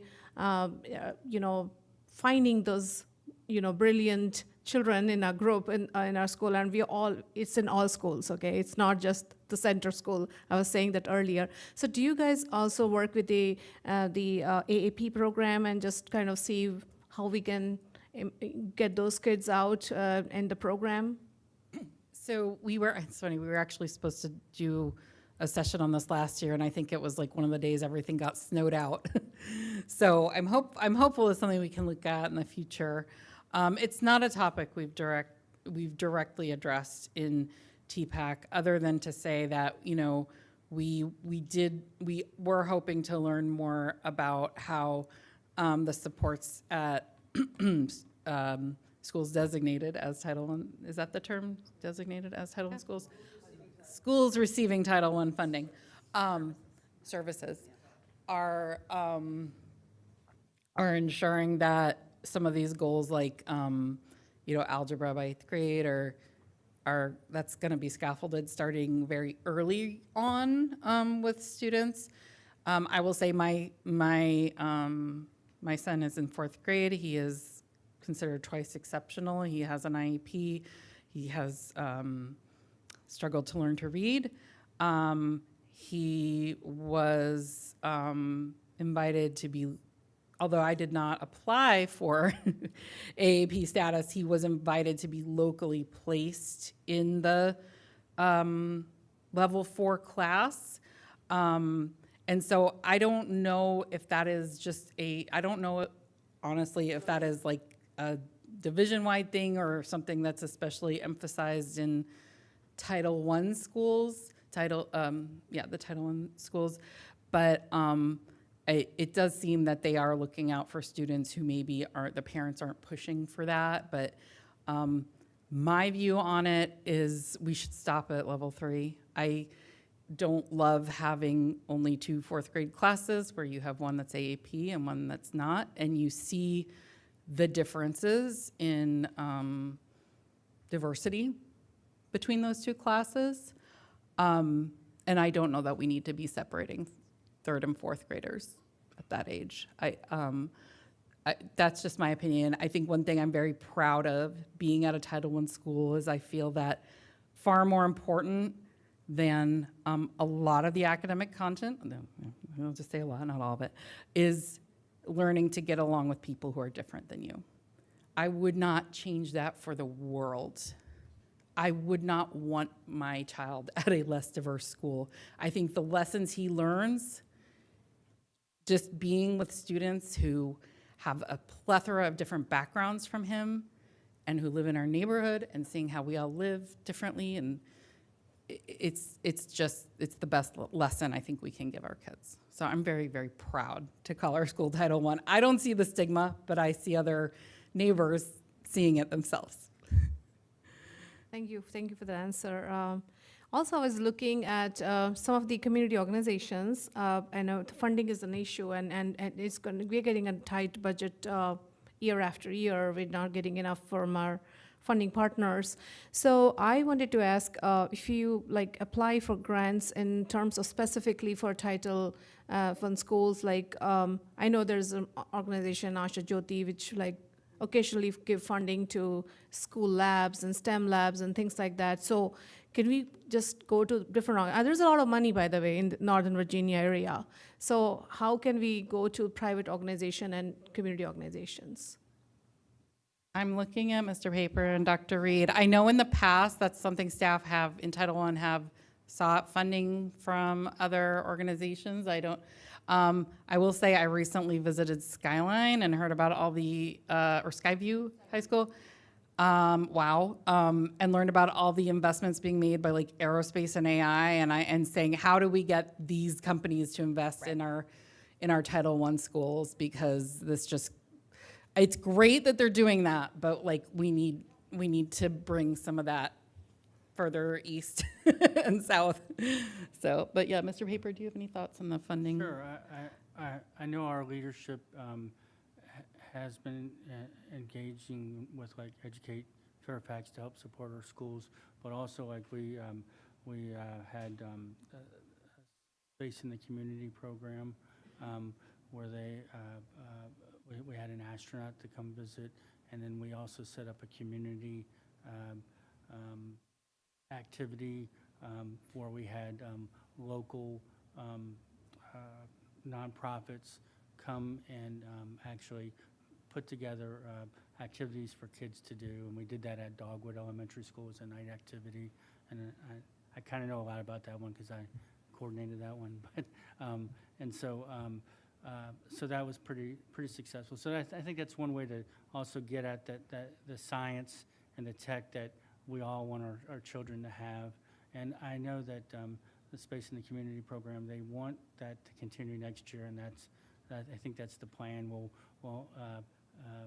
You know, so we are working in partnerships under the direction of our leadership.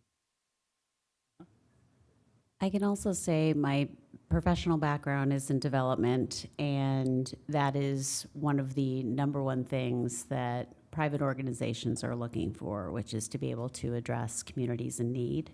So the more that our staff can work to or have support to be able to go after those funds, both in Northern Virginia but also on a national basis, the better equipped we will be.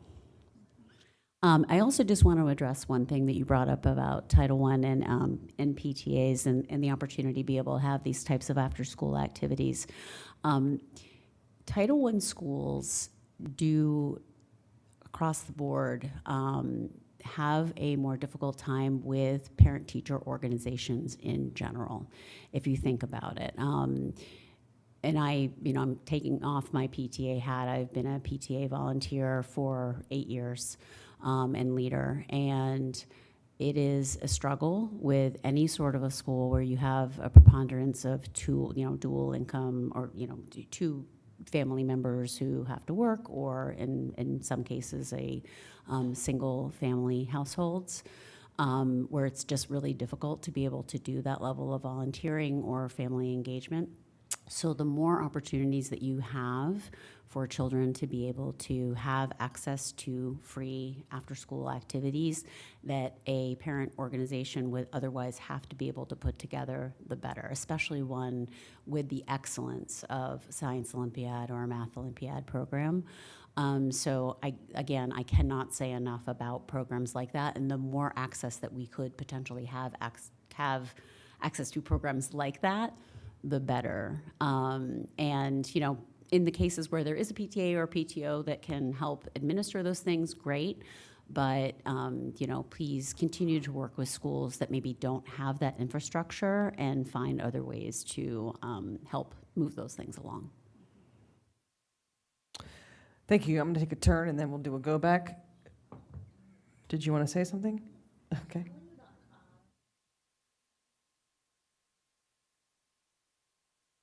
Okay, let me, I just saw you waving at me. So I liked the question that my colleague asked about the time it takes as a former counselor to do the reports, to do the social emotional. And I don't know if we've ever looked at this, Dr. Reed, in our funding models, but I do think it does make sense to pay attention to, when we're allocating psychologists and social workers, the percentage of kids that have an IEP in a particular building versus just the total enrollment.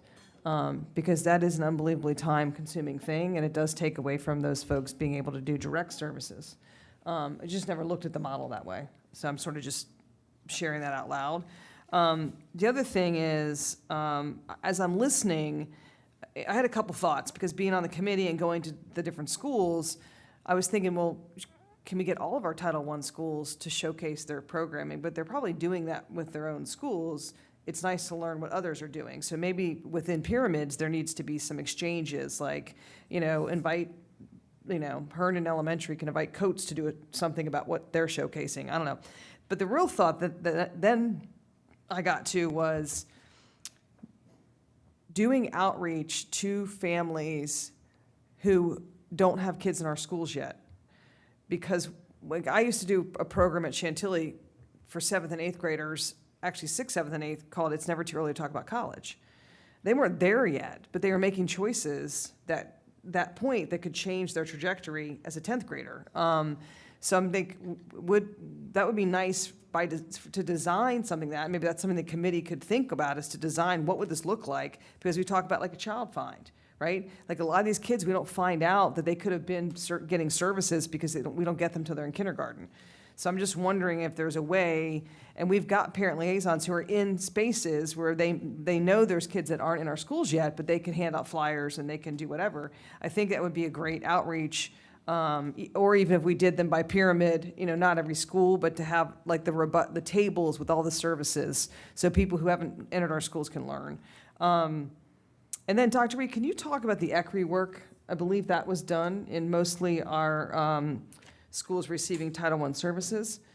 Yes, ma'am. The early childhood reading intervention work, which is turning out to be like remarkably powerful and successful, began in our Title I schools. So we're really thrilled about that. And that's an example, I think, of where the division is providing supportive resources to Title I schools, because we now have a number of non-Title I schools sort of peering through the glass and saying we would like to also participate. We really felt like Title I schools ought to be first. The other thing we did, if William Solomon, our chief HR officer, was here, he'd be jumping up and down to tell you that our very first job fairs of the season are limited to our schools receiving Title I services. So we do work to, and that was in response to wanting to make sure that we had our earliest recruitment efforts really focused on our schools that at times need the greatest resources.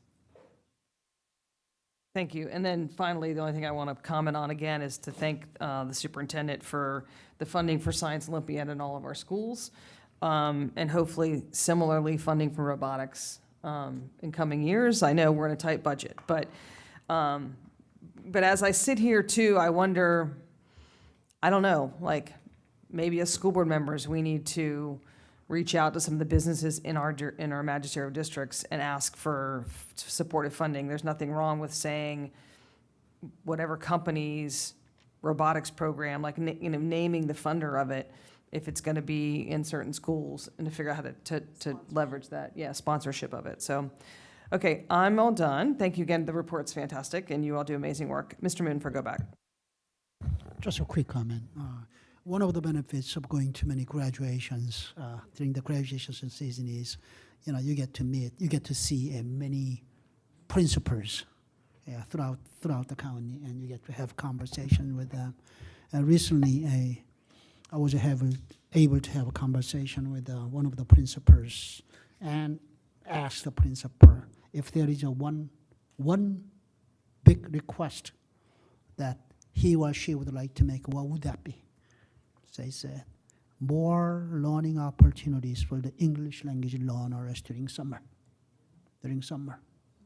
So that's something I wanted to convey to Dr. V and also the rest of my colleagues. Thank you. Maria?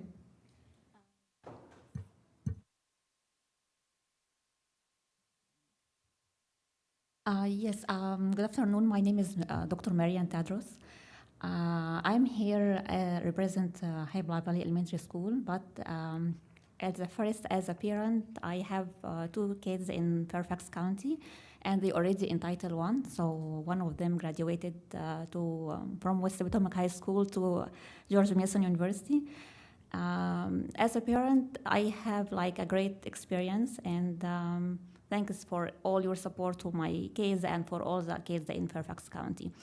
As a teacher, I'm a special education teacher. The only problem I have, and I would like to discuss it today, for communication with the parents. Some parents, they are not like to connect it to the school or check the kids' backpack or respond to the teacher's email, even when we try to prepare the IEP meeting or any other stuff. They didn't pay attention or have any communication with the school. So I decided to move to my community. I am from Egypt, so I went to my Egyptian community church, and I asked the pastor if we can make a meeting with the parents and let them know why it's important to contact the school and respond to their emails and try to solve any children problem. So I found this is a good idea. So some of them, they already started to know the importance, why they should check the kids' backpack every day, why they should have a communication with the teachers, how they can solve the kids' problems. So if we in future time, we select or make like an idea for for each level or each grade in school. We can like make a parent who be like ambassador to represent all the parents during this grade level, and he can talk about other parents' problem and why they are not connected to the school and how we can solve the students' problem. So we can like make the parents more engaged in communication. This is what we need to do in the future time. And that's it. Thank you. Okay. Anything else from you all? We would love for you to join the committee. So thank you, school board and staff, for being here today, and that's a wrap. We're done.